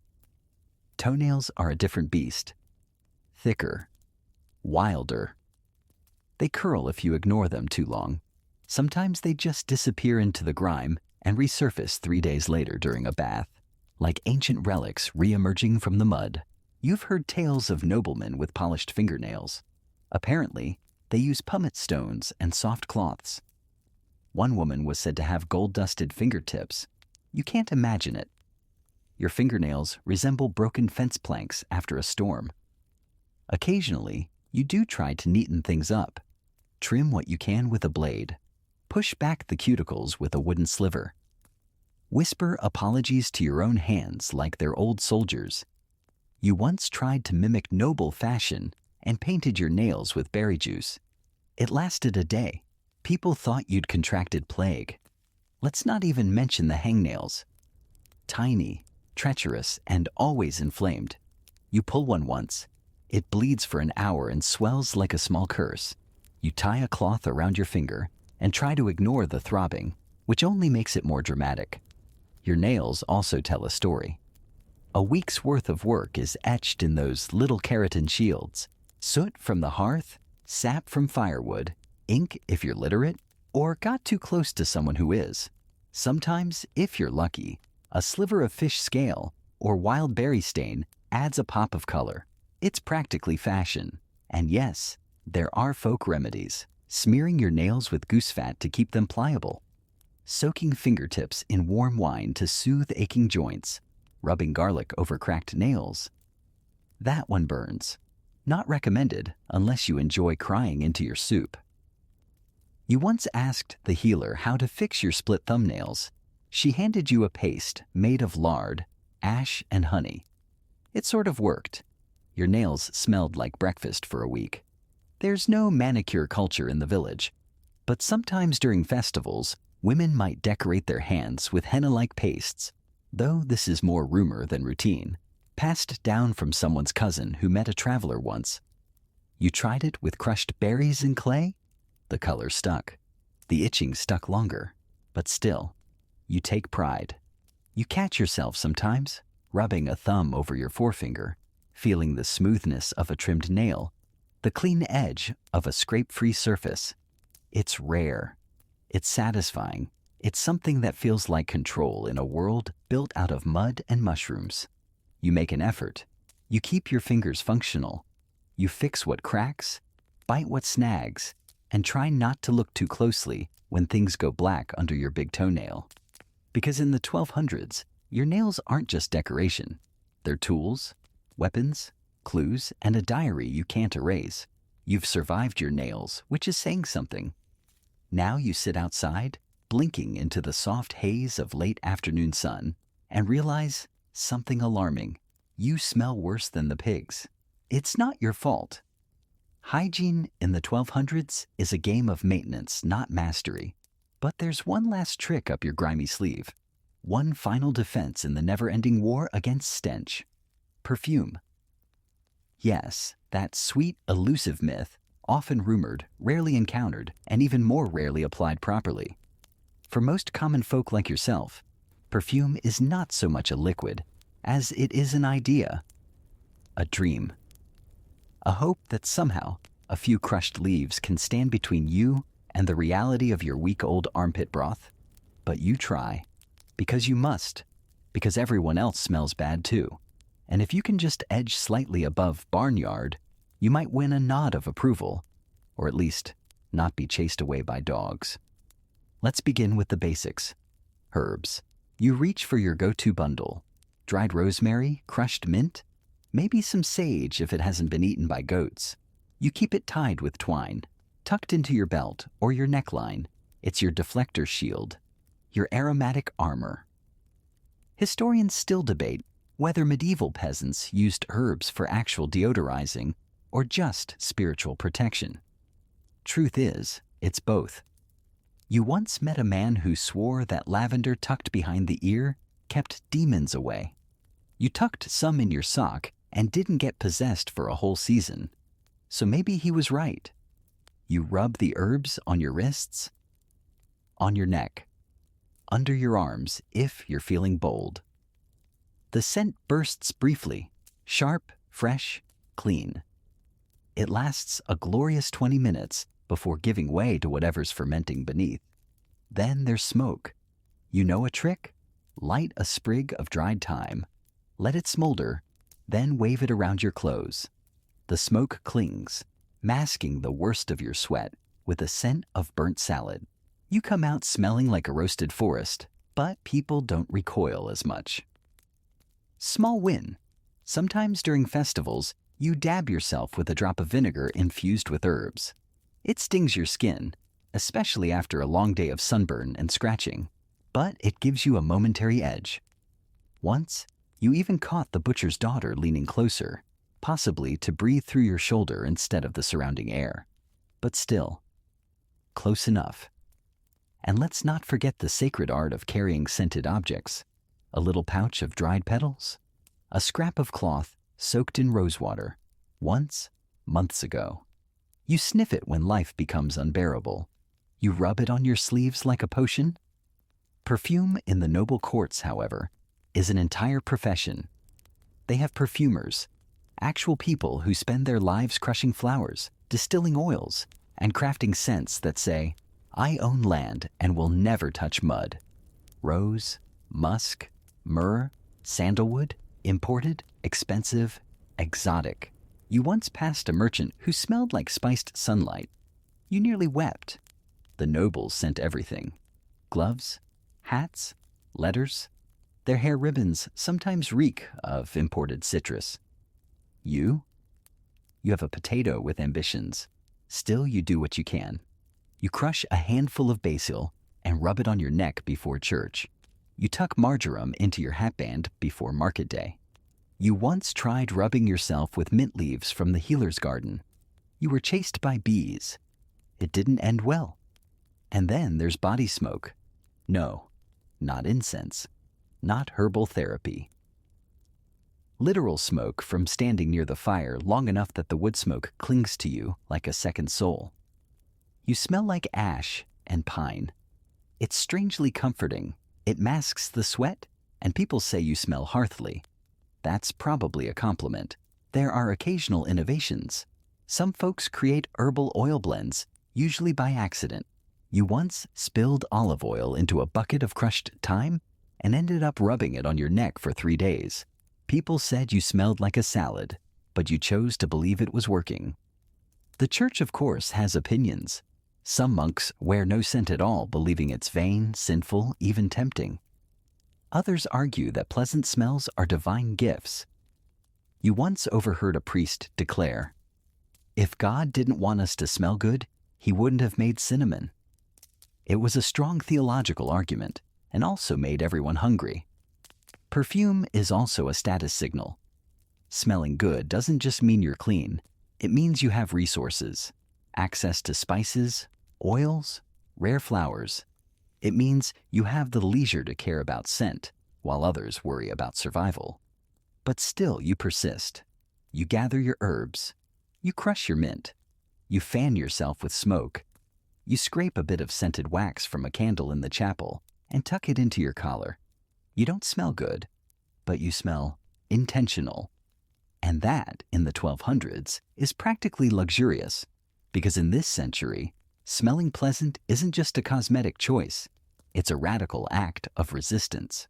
You've smoked your clothes, scrubbed your teeth with a stick, and rubbed your wrists with crushed mint like a woodland priest preparing for battle. But now, as evening falls again, and the pigs start making those unsettling snore-grunt noises, you turn to one final question of cleanliness.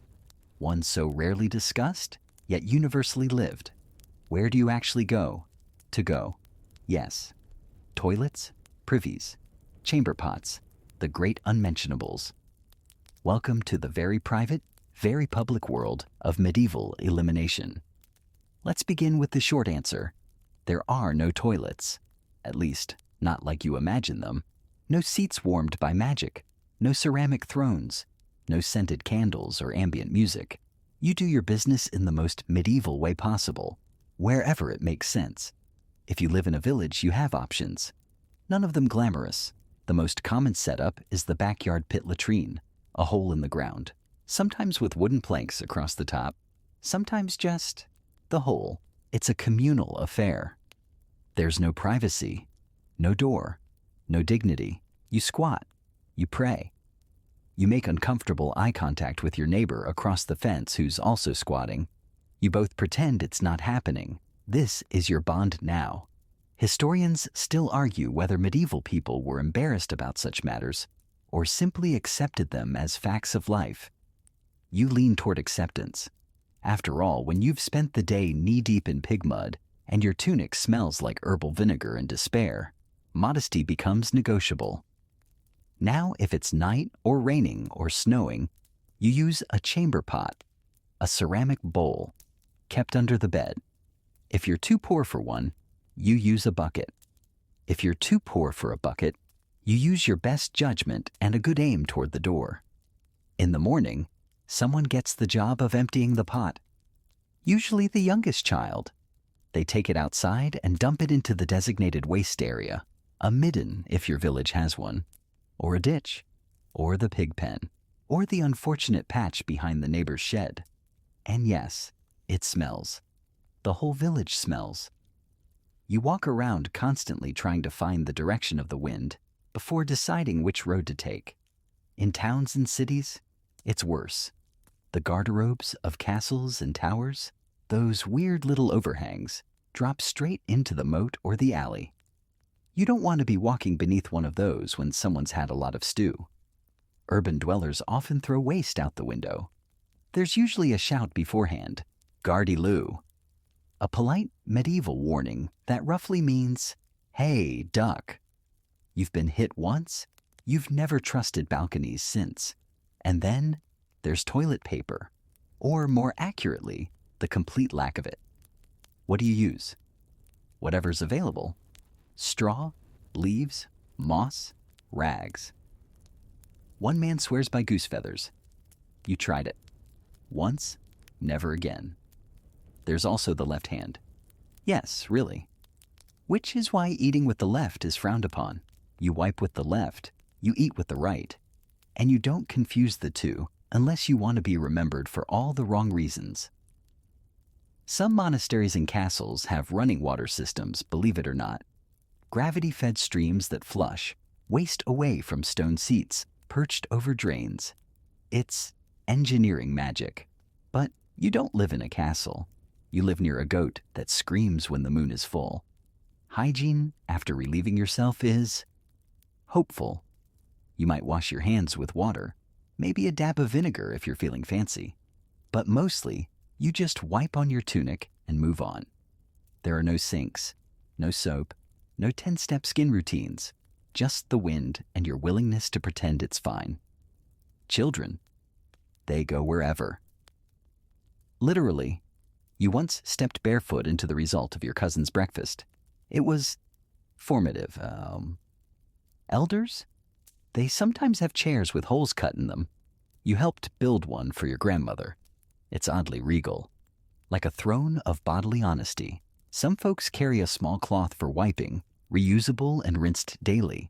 Others believe certain herbs, like yarrow and marigold, purify the parts.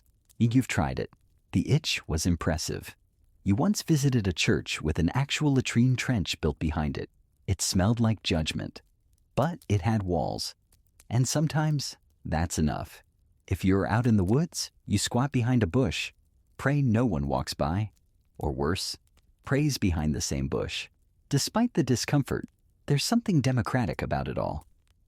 Rich or poor, noble or peasant, everyone poops awkwardly. You once saw a countess flee a wedding feast mid-course.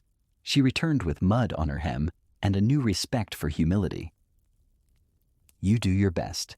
You aim true. You bury when you can. You offer the earth your offerings, and then walk away. A little lighter and significantly smellier. Because in the 1200s, sanitation isn't elegant. It's earthy, direct, and a constant negotiation with gravity. You've done your business, metaphorical and otherwise.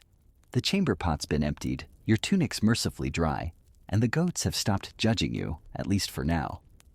But as you settle back into daily life, you realize something truly alarming. You haven't looked at yourself in weeks. Welcome to the strange, rare, almost mystical experience of medieval self-grooming. Let's begin with the mirror, or more accurately, the lack thereof. Glass mirrors aren't common. If you're poor, and you are, you're not polishing silver or gazing longingly into still water like a tragic prince. You might own a small polished metal disc, if you're very lucky. Most days, you use a bucket of water. On special occasions, a polished cooking pot. And that's how you get to know yourself, as a blurry, wobbly suggestion reflected in copper, trembling with every breeze, and distorted by yesterday's stew residue. Historians still argue whether self-grooming was a daily concern or an occasional event. You suspect it was both, depending entirely on whether it was market day or marriage season. But you try. Oh, you try. You sit by the firelight, lean into your reflection in the back of a ladle, and squint at your own face. Your nose looks longer. Your hair looks haunted. There's something stuck to your cheek that might be butter. You wipe it off. You think. Maybe. Let's talk facial hair. If you're a man, shaving is a violent hobby. Razors are dull, shared, and mildly threatening. You sharpen a blade on a whetstone, say a small prayer, and drag it across your skin like you're plowing a field. Blood is likely. Regret is certain. You can't afford a barber unless you're willing to trade chickens or secrets. So you do it yourself, or not at all. Many men simply let it grow. A beard is warmth. A beard is wisdom. A beard is a place for soup to live rent-free. Women pluck stray hairs with tweezers if they have them. Otherwise, they use hot thread, wax made from bees and honey, or more often, ignore it entirely. Body hair isn't scandalous yet. Smooth legs are not a trend. Your aunt has arm hair like a bear, and she's married to a blacksmith. No one says a word. Eyebrows? Unbothered. Natural. You once heard of a noblewoman who plucked hers thin to look more Roman. You tried to imitate her using a hot needle. The results were immediate and humiliating. There's no eyeliner, no mascara, but there is soot. If you're feeling festive, you mix soot with animal fat and smear it along your eyelids. It's dramatic. It's bold. It's guaranteed to run when you sweat, which is always. Some women tint their lips with crushed berries. You tried once with currants. It stained your teeth more than your mouth, and someone thought you'd been bitten by a fox. Skincare, meanwhile, is rustic. You rub herbs, milk, or goose grease on your cheeks to soothe sunburn or dryness. You once used beer foam. Sort of worked. You smelled like a tavern, but your skin was soft. Freckles, moles, scars. These are simply part of your face. You don't cover them. You don't highlight them. You just accept that your cheek looks like a map to something cursed. Hair grooming, we've touched on. But let's return to it briefly, because lice never sleep. You comb with bone, pick with fingers, or if you're desperate, shave it all off and pretend you did it on purpose. Some villages have a nitpicker, a person who literally inspects and plucks lice from your scalp. You lie down. They go to work. It's intimate. It's itchy. It ends with a slap if they miss too many. Your fingernails, your toenails, those we've scraped and chewed. But sometimes, on a special occasion, you actually clean under them. You file the tips smooth using a shard of pottery. It's not art, but it's something. You know people who take grooming very seriously. The baker's wife bathes once a week, combs her hair daily, and uses eggshell to exfoliate her elbows. She glows. She's also slightly terrifying. Her children have shine. Actual shine. But for most, grooming is seasonal. You tidy up for church, for harvest dances, for when the traveling merchant arrives and everyone suddenly becomes interesting. You clean what shows and pray the rest behaves. There's no privacy, no vanity table, no 15-minute self-care routine with calming harp music. You groom by firelight, in corners, while watching sheep, while muttering threats at lice. You groom like a squirrel trims its whiskers hastily, nervously, and always while preparing for something worse. Still, you catch glimpses of yourself, in puddles, in metal pans, in the way someone smiles at you in the market. And when you do, you straighten your tunic, tug your hair back, rub some mint on your wrist, and smudge a little soot under your eye. Not because it hides anything, but because it makes you feel a little more you. Because in the 1200s, grooming isn't about glamour. It's about survival, storytelling, and the small rebellions of reflection. You've stared into your reflection, wobbly, smoky, and slightly accusatory, and done what grooming you can. A bit of soot here, a tuck of tunic there. Now, you're ready to head out. But as soon as you step outside your door and feel the wind hit you with a scent that's not yours, you remember. You're not the only one with a body. Welcome to the communal body problem, the rarely spoken, often smelled truth of hygiene in the 1200s. You don't live alone. Nobody really does. Even if you have your own house, it's close, too close to others.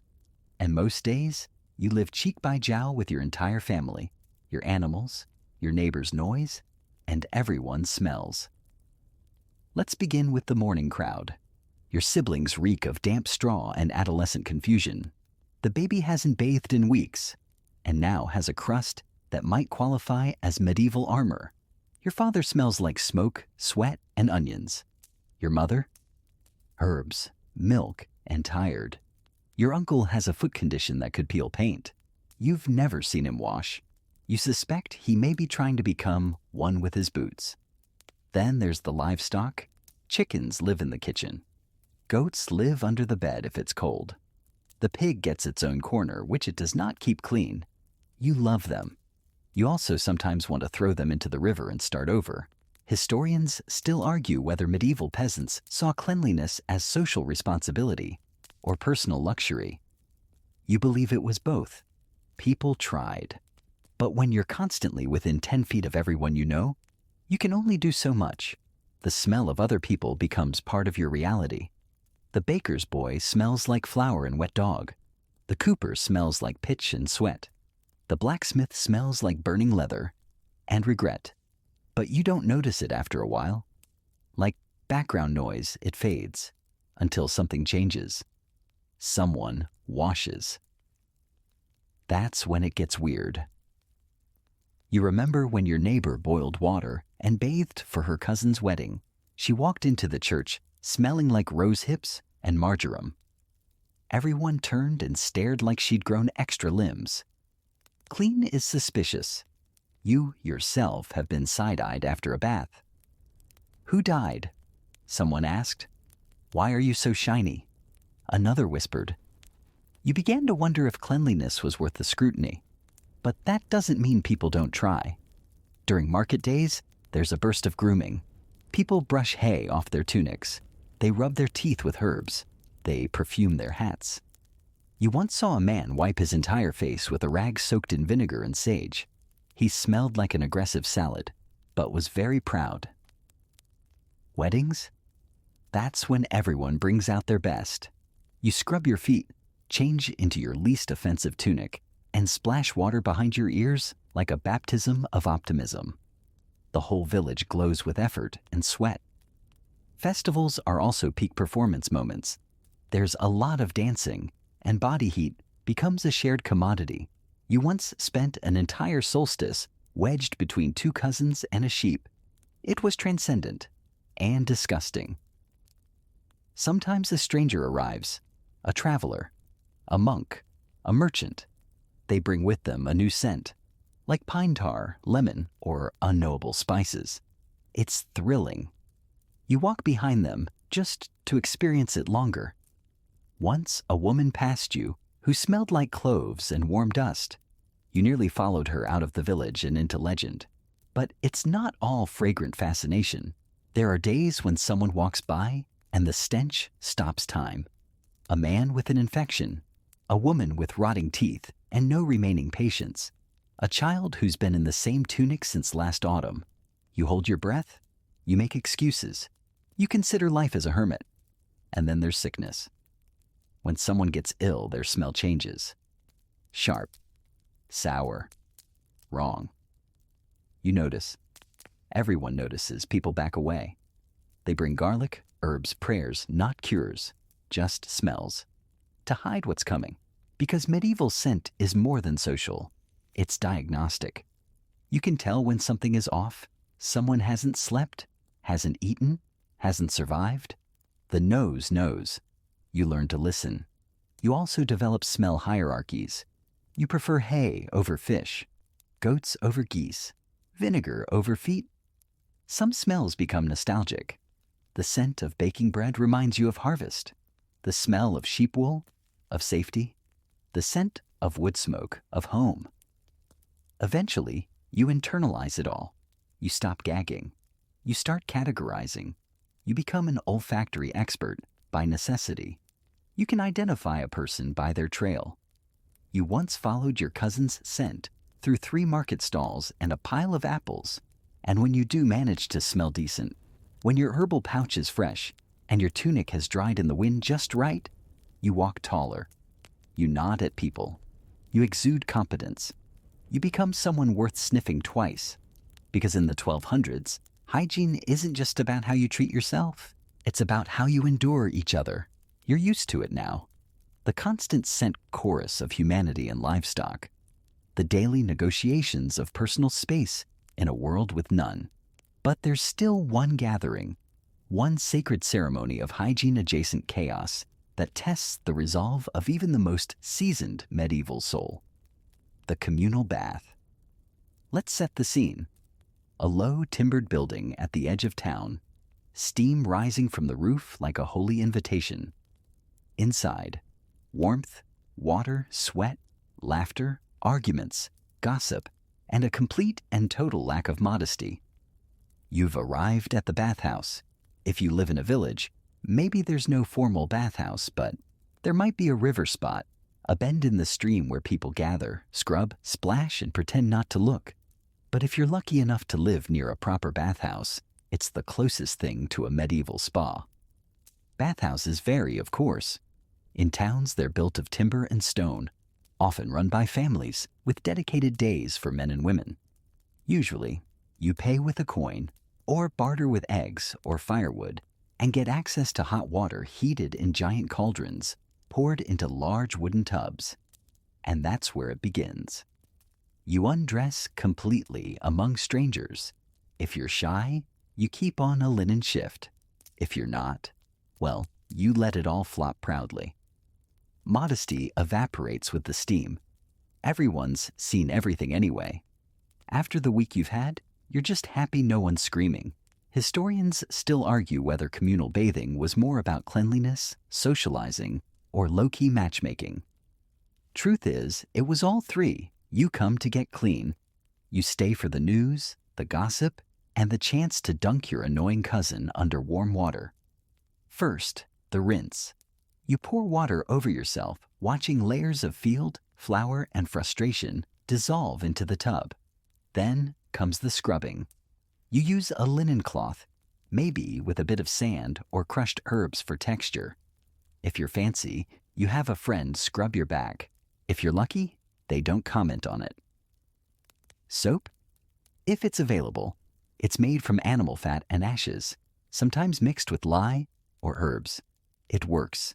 It burns. You emerge redder than before, but it's a kind of purification. Then you soak. That's the best part. The heat seeps into your bones. Your muscles melt. Your lice retreat briefly. You feel human. For 5 minutes, you consider starting over, becoming someone who bathes weekly. Maybe even someone who smells like thyme on purpose. And then someone starts talking. Bathhouses are social hubs. Deals are made. Marriages are arranged. Rivalries are intensified. You once heard a blacksmith propose during a foot rinse. You once heard a monk confess he preferred goats to horses. No one blinked. It's not all steamy camaraderie, though. Sometimes there are fights. Someone gets soap in someone's eye. Someone steals someone's cloth. Someone brings in too much energy and starts a splash war. You've left a bathhouse cleaner, but angrier than when you entered. And then there's the awkward quiet, when someone farts and pretends it was the water, when someone stares a bit too long, when your uncle sits in the corner, muttering about proper bathhouse etiquette and how the water was hotter in his day. If you're a woman, you often bathe on different days. The vibe is different. More chatting, more herbs. Women share remedies, birth tips, love advice, and rumors. You once overheard a woman describe a noble's perfume in such detail that you dreamed about it for weeks. There are rules, unwritten but enforced. Don't splash too much. Don't hog the soap. Don't stare at the mole. Don't ask questions you don't want answers to. And always, always thank the bath attendant, the poor soul who stokes the fire, carries the water, and occasionally has to fish out a floating something that no one will claim. Of course, bathhouses aren't everywhere. In many villages, bath time is river time. You head down at dawn or dusk, scrub yourself under the willows, and hope no one upstream is cleaning their sheep at the same moment. You've made that mistake before. You've never forgiven the sheep. In winter, you heat a pot over the hearth and sponge yourself with a rag. It's not luxurious. It's barely effective, but it keeps you from fully becoming part of the furniture. Nobles, of course, have private baths, brass tubs, heated rooms, attendants who pour water and dab your forehead with cloths dipped in rosewater.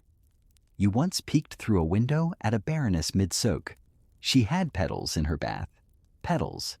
You haven't even seen a flower in months. And yet, despite all that, You wouldn't trade your bathhouse moments. The noise, the warmth, the brief illusion that life is soft and clean. You emerge wrinkled, pink, vaguely herbal. You put on your cleanest dirty clothes and walk home with your head high. For one glorious evening, you are the freshest smelling peasant in 5 miles. Because in the 1200s, bathing isn't just a chore. It's a ritual, a reunion, and a rare steamy act of self-respect. The bath was glorious. Steam kissed your pores. Gossip tickled your ears. And for once, your elbows no longer feel like sandpaper glued to bone. You walk back through the village, leaving a trail of faint rosemary and wet linen behind you, like a budget baron. But as you cross the threshold of your humble home, you're met with a deeply medieval problem. Your laundry is still damp, from last week. Welcome to the long, damp, eternally frustrating world of medieval laundry logistics. Let's begin with the obvious. Laundry is not routine. It is an event. It's not part of your day. It takes over your day, possibly your week, possibly your will to live. It starts with water. You fetch it from the river or the well, or, on lucky days, from rain barrels. You fill buckets and pots and anything else that holds liquid and doesn't currently have a chicken inside. Then, the soap. If you're blessed, you have some of that scratchy, stinging lye soap your aunt makes. She mixes ash, animal fat, rainwater, and something mysterious she won't tell you about. The resulting block is beige, angry, and capable of cleaning mud, blood, and emotional baggage. If you're less blessed, you make do with wood ash slurry. It's like soap's bitter cousin. It scrubs, but it judges you while doing it. You soak your clothes in tubs, wooden, cracked, slightly leaky, and stomp on them like grapes. You rub them against flat stones. You beat them with paddles. You squeeze, twist, curse, and wish you were noble enough to pay someone else to do this. Historians still argue whether medieval laundry was done weekly, monthly, or on the day someone said, "What is that smell?" and everyone looked at you. The answer is, it depends on the weather. Sunlight is your only dryer, and sun is a fickle friend. You can't hang laundry in the rain. You can't hang it in winter. Sometimes you just press your wet tunic between 2 planks and hope it stops dripping by morning. Your home is filled with half-damp linens hanging from beams, tunics dangling above the hearth, socks on sticks near the door. It's like living inside a sentient towel rack. You once sneezed and took down half your wardrobe. And don't forget the smell. Wet wool smells like sadness. Wet linen smells like swamp fog. And damp hose smell like betrayal. You light herbs in the fireplace, hoping to drive out the stink. The herbs flee. The stink lingers. There's also the issue of public laundering. Many villages have a communal washing place by the river. Flat rocks, cold water, and judgmental geese. You sit with other washerwomen, scrubbing side by side, trading stories and passive-aggressive glances. Someone always has better soap. Someone always has whiter underclothes. You pretend not to notice. You absolutely notice. You once tried adding herbs to the wash, mint, rosemary, even a handful of crushed petals. It smelled divine. For 2 hours. Then someone spilled stew on your sleeve, and you were back to earthy realism. There are tricks. Soaking with urine, yes, actual urine, helps remove stains. The ammonia works. The dignity doesn't. You once dropped a sock in the wrong bucket and cried for a full minute before pretending it never happened. Drying the laundry is an art. You string lines between trees, between fence posts, between 2 cooperative children holding sticks. Wind is your ally. Dogs are your enemy. You've lost more than one pair of underthings to a curious hound with no respect for cotton blends. If you live in a town, the problems shift. Your rooftop is your drying rack, or your windowsill. You once knocked over an entire tub from the 2nd story. It hit a monk. He was not amused. And yes, clean clothes are a flex. People notice. A tunic that smells like air and not firewood? That's attractive. Underclothes that are white instead of seasoned beige. That's scandalous. You dream of laundry that dries in an hour. You dream of soft soap that doesn't bite. You dream of clothes that fold themselves and never wrinkle. And sometimes, just sometimes, you dream of owning more than one pair of hose. But for now, you wring out your best tunic, slap it against the wall to get the stiffness out, and hang it above the fire like a prayer. It'll dry eventually. Probably, because in the 1200s, laundry isn't about freshness. It's about persistence, patience, and lowering your standards just enough to keep going. Your laundry is still dripping near the hearth like a soggy ghost of responsibility. But you've moved on. You've got places to be, namely the market square. Not for food, not for fabric, but for something more elusive, something both dangerous and alluring. Medieval cosmetics. Now don't get too excited. There's no eyeliner aisle, no foundation palettes, no TikTok contour hacks, but there is a surprisingly robust collection of pigments, powders, and plant-based decisions that make you wonder if people were trying to invent Sephora with sheep fat. Let's start with the obvious. Nobles love face paint. Pale skin means wealth. Pale skin means you don't toil in the sun like a carrot farmer. Pale skin is sexy. So they paint. With lead. Yes, actual lead. Ground into powder, mixed with vinegar or animal grease, and smeared lovingly across the cheeks and forehead like a death sentence with good coverage. Historians still argue whether people knew the lead was harmful. You suspect some did, but looking fashionable and sickly was the aesthetic. Pale, anger rich. Weak, agen desirable. Blotchy, agen honest. You've got blotchy down to a science. You once tried making your own whitening paste. It involved flour, chalk dust, and regret. You looked less like a noble and more like someone who fell headfirst into a baking accident. If you're going for color, the cheeks and lips are your playground. You crush berries, strawberries, raspberries, elderberries, and dab the juice on your face. It stains. Temporarily. Until you sweat or sneeze, or someone kisses you, and ends up looking like a wounded knight. There's also red ochre, a natural clay pigment. Mix it with goose fat, apply with a steady finger, and voila. Cheekbones of doom.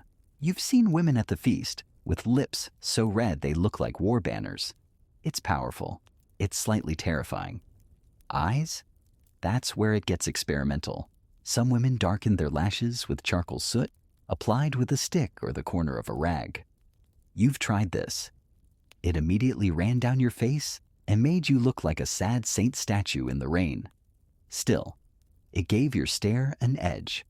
Others use coal, a powdered antimony, or lead derivative imported from foreign lands if you're rich, or made at home by people who enjoy risk. It goes on your eyelids like smoky mystery. It never comes off. You wake up 2 days later looking like a tired ghost. Your eyebrows? You could pluck them. But why? Most people don't bother. Some remove them entirely, drawing new ones higher up on their foreheads to appear more surprised or spiritually available. You once attempted a pluck and redraw. You now have a reputation in 3 villages as the always alert one. And let's talk scented oils. If you can get them, they're liquid magic. Rose oil. Lavender oil. Even almond or myrtle if you're rich or incredibly persuasive. 1 drop behind each ear. That's the dream. You once rubbed garlic-infused oil on your wrists by mistake. The attention you got was not flattering. There are also face masks. The medieval spa day. Women mix honey, egg yolk, and ground barley into a paste and smear it on their faces to soften skin. It hardens like armor. Cracks when you smile. Tastes terrible when it runs into your mouth. You've heard of masks made with clay, vinegar, and goose fat. You've heard of masks made with fermented milk and mint. You've even heard of one involving snail slime, though no one will admit to trying it. What about the eyes themselves? For brightness, people bathe them in rose water or chamomile tea. You once splashed boiled parsley water into your own. It did not feel divine. You couldn't see clearly for an hour, but your eyes did look alive, mostly from the panic. Hair dyes exist too. Walnut husk for brown, chamomile for blonde, saffron if you're wildly wealthy. Some use lye and quicklime to lighten hair. You tried it on a dare. Your bangs still haven't forgiven you. Noble women sometimes bleach their hairline to extend their foreheads. The 5-head was all the rage. You accidentally did this once by falling asleep next to a vinegar bowl. You got compliments. You were confused. But most common folk? You dabble. You experiment. You improvise. You stain your lips with elderberries before the festival. You darken your lashes with soot for the harvest dance. You mix herbs and hope they don't itch. And sometimes, just sometimes, it works. You catch a glance in a bucket's reflection and see a hint of glamour. A swipe of color? A suggestion that, beneath the wool and dirt and survival instinct, there's a bit of drama, a bit of sparkle. Because in the 1200s, makeup isn't about perfection. It's about ritual, rebellion, and reminding the world you're still here and fabulous. You're glowing, albeit slightly unevenly. From your berry-stained lips and your charcoal-splotched eyes, you feel alive, or at least decorative.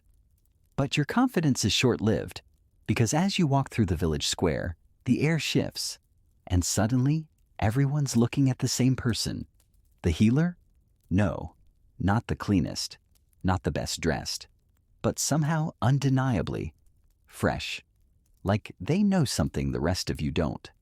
And maybe they do, because now we enter the shadowy, bubbling, herb-scented world of medieval health tonics and beauty secrets. Let's begin with the potions.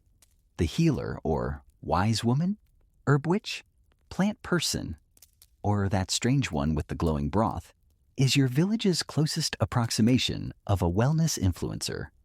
But instead of ring lights and collagen powder, they have a cauldron, a raven, and a suspicious cough.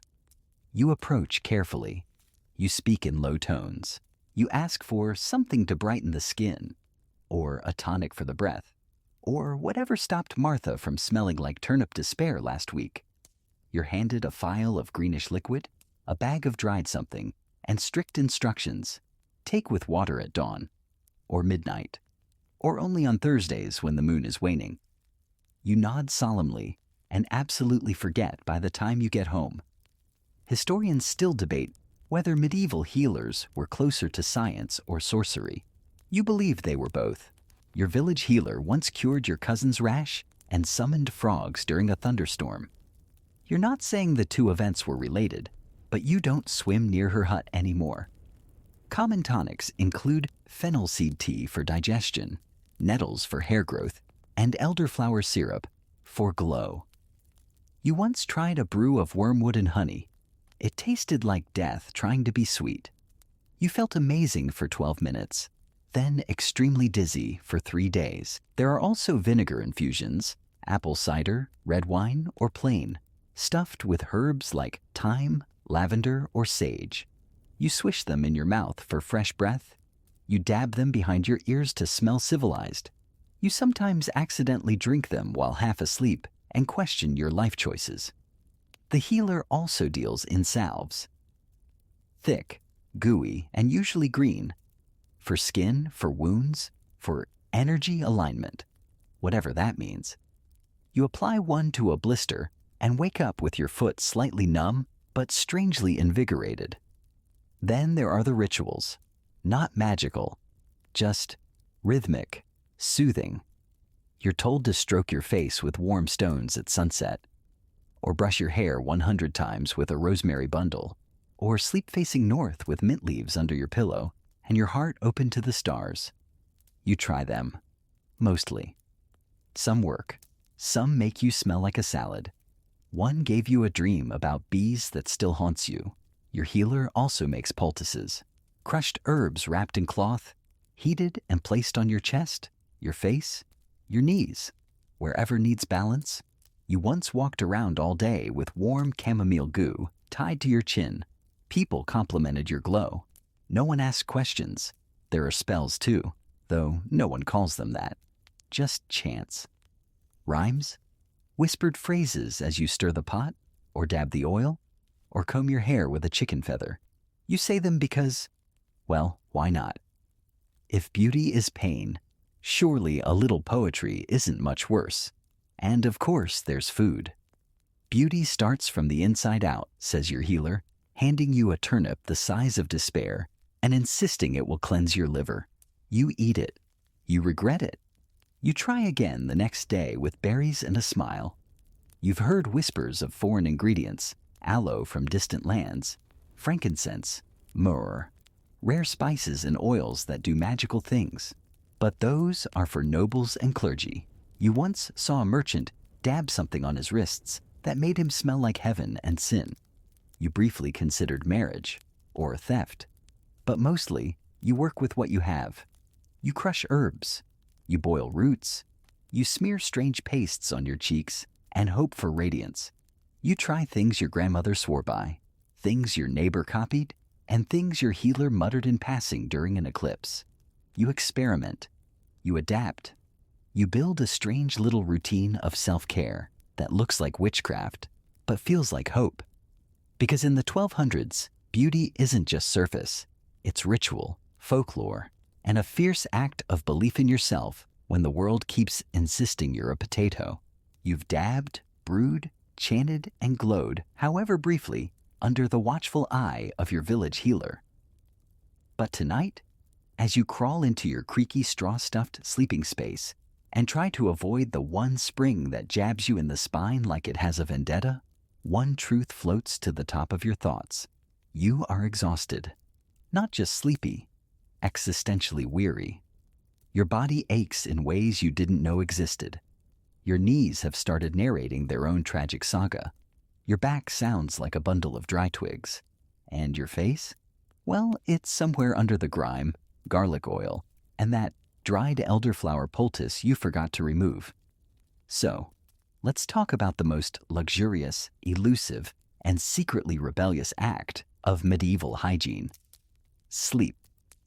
Historians still argue whether people in the 1200s slept in one long stretch or two shorter segments with a wakeful hour in between. You don't care. You just want any hour without snoring goats or existential dread. Let's begin with the bed. You don't have a bed. You have a collection of compromises, straw stuffed in a sack, maybe feathers if you're lucky, or if the geese were particularly irritating that week. You cover it with whatever cloth isn't currently drying, and you hope no mice have claimed squatters' rights since the last time you fluffed it. Your blanket is a multifunctional masterpiece. It was once a cloak, then a curtain, then a shroud for your cousin's lost sheep. Now it's your ticket to warmth, or at least to slightly less cold. You sleep with layers, tunic, hose, that itchy thing your aunt wove during the famine. You'd strip down, but you once did that and woke up covered in bites from something that probably had a name, and rights under feudal law. If you're part of a big family, you share the bed, the blanket, the warmth, the smells. Your brother snores, your sister kicks. Your uncle once slept-walked and tried to milk the hearth. You've stopped asking questions. The fire's burned low. There's a faint glow. It's just enough to see the rafters and that one spider who's clearly doing better in life than you are. And then there are the sounds. Outside, owls, wolves, drunk neighbors, more wolves. Inside, snores, coughs, whispered regrets, someone whispering about cheese in their sleep. You try to breathe slowly. You try to ignore the ache in your shoulders, the scratch on your shin, and the fact that your feet may never feel dry again. But you do have your rituals. You wrap your hair in a cloth to keep the lice from setting up a rave. You whisper a quick prayer to keep the nightmares at bay. You tuck a sprig of lavender under your pillow, not for the smell, but for the memory of that one calm afternoon 2 summers ago when no one yelled. You sometimes chew on a bit of mint, not for flavor, for distraction. Your healer says it soothes the nerves. You believe her. She's never wrong, except about the snail slime. As you lay there, you replay your day. You count your surviving teeth. You wonder if your tunic will ever fully dry. You listen to the hearth crackle and try to pretend it's not coughing at you. And just before you drift off, you feel it, that moment of release. Your muscles let go. Your brain stops narrating. The lice fall asleep. And for a little while, you are weightless. Because in the 1200s, sleep is more than rest. It's escape. Reboot. And the most affordable luxury you'll ever know? You dream of better straw, softer fabric, a bed that doesn't squeak like it's giving testimony in court. You dream of hot baths every week. You dream of sleeping alone, or at least sleeping without someone's elbow in your nostril. And even though you know you'll wake up cold, sore, and possibly chewing on your own hair, right now, you're warm. You're still. You're enough. You stir before dawn. Your eyes peel open in the gray hush that wraps the village like old wool. The fire has died. The room is cold. And for a moment, you wonder if you're in heaven, until you shift and feel the straw poke your ribs like it's personally offended by your dreams. Nope. You're still very much in the 1200s. You sit up slowly, creaking like an old door. The poultice you forgot to wash off is now one with your cheek. Your tunic smells like vinegar and effort. Your feet have somehow gotten colder overnight. And yet, you made it through the night. You made it through another round of this strange dance called medieval hygiene, a performance stitched together from soot, soap, superstition, and sheer willpower. You rise, shuffle toward the bucket to splash your face, and notice despite everything, you don't feel entirely terrible. Your skin is rough but not cracked. Your breath is questionable, but not weaponized. Your hair's doing that thing where it almost looks intentional. You feel functional. Outside, the village is waking. Smoke curls from rooftops. Someone's already arguing with a cow. A rooster gives an underwhelming crow, then promptly gives up. You hear the clatter of hooves, the rustle of a baker's cloth, and the unmistakable sound of someone regretting last night's mead. You step outside and take a breath. And despite the mix of firewood, sheep, damp earth, and communal everything, there's also a hint of rosemary. From your hair, from your tunic, or maybe the wind is just feeling generous today. You look around and realize everyone's trying. Not perfectly, not scientifically, but honestly. You see a neighbor brushing out his beard with a twig, a woman pinning up her hair with fingers stained from herbal dye, a child attempting to scrub something sticky off his face with a slice of bread. You catch your reflection in a water trough, blurry, rippling, but unmistakably, you, still standing, still scrubbing, still surviving. Historians might argue endlessly about the facts, how often people bathed, what they used, who had access. But what they can't bottle is this: the energy of trying anyway, the resilience of a people who faced disease, dirt, and discomfort with a bucket, a prayer, and a half-burnt bar of soap. You stretch. The sun nudges over the thatched roofs. Somewhere someone sneezes and blames the air. You take one last mint leaf from your pocket and chew thoughtfully. It's stale. It's gritty. But it's yours. Because in the 1200s, hygiene isn't a science. It's a hope, a habit, and the most human thing you do all day. So now as the fires dim and the village quiets, you lie back down, nestled in the scratchy embrace of your straw-stuffed bed, your feet finally still. Your breath slower now. Somewhere across the room, the last cough of the night settles into silence. You've endured the baths, the smoke, the vinegar, the rituals, the scrapes, the accidental hair dye. You've faced the communal chamber pot with the bravery of 1,000 nights. And here you are, somehow, cleaner. Not perfect, but cleaner. The smells of the day, herbs, wood smoke, maybe even a faint hint of elderberry, cling to the edges of your thoughts like the last notes of a lullaby. The world outside is cooling down, fading into gray. The sheep are quiet. The geese, for once, don't honk. Even the lice, seem to respect the moment. You curl your hands beneath your head, the way you always do, and feel your body melt into rest. The sky outside deepens. Stars peek through clouds like little candle flames, flickering over a world that doesn't yet understand toothpaste or shampoo, but knows something far older. How to care in the small, quiet ways. A sprig of lavender, a bowl of warm water, a whisper to the moon, and in this stillness, you smile. Because somehow, despite everything, you made it. Through the dirt, through the steam, through the stink and the stories, through the ordinary magic of simply being. And now you sleep. Soft dreams, sweet one. You've earned them.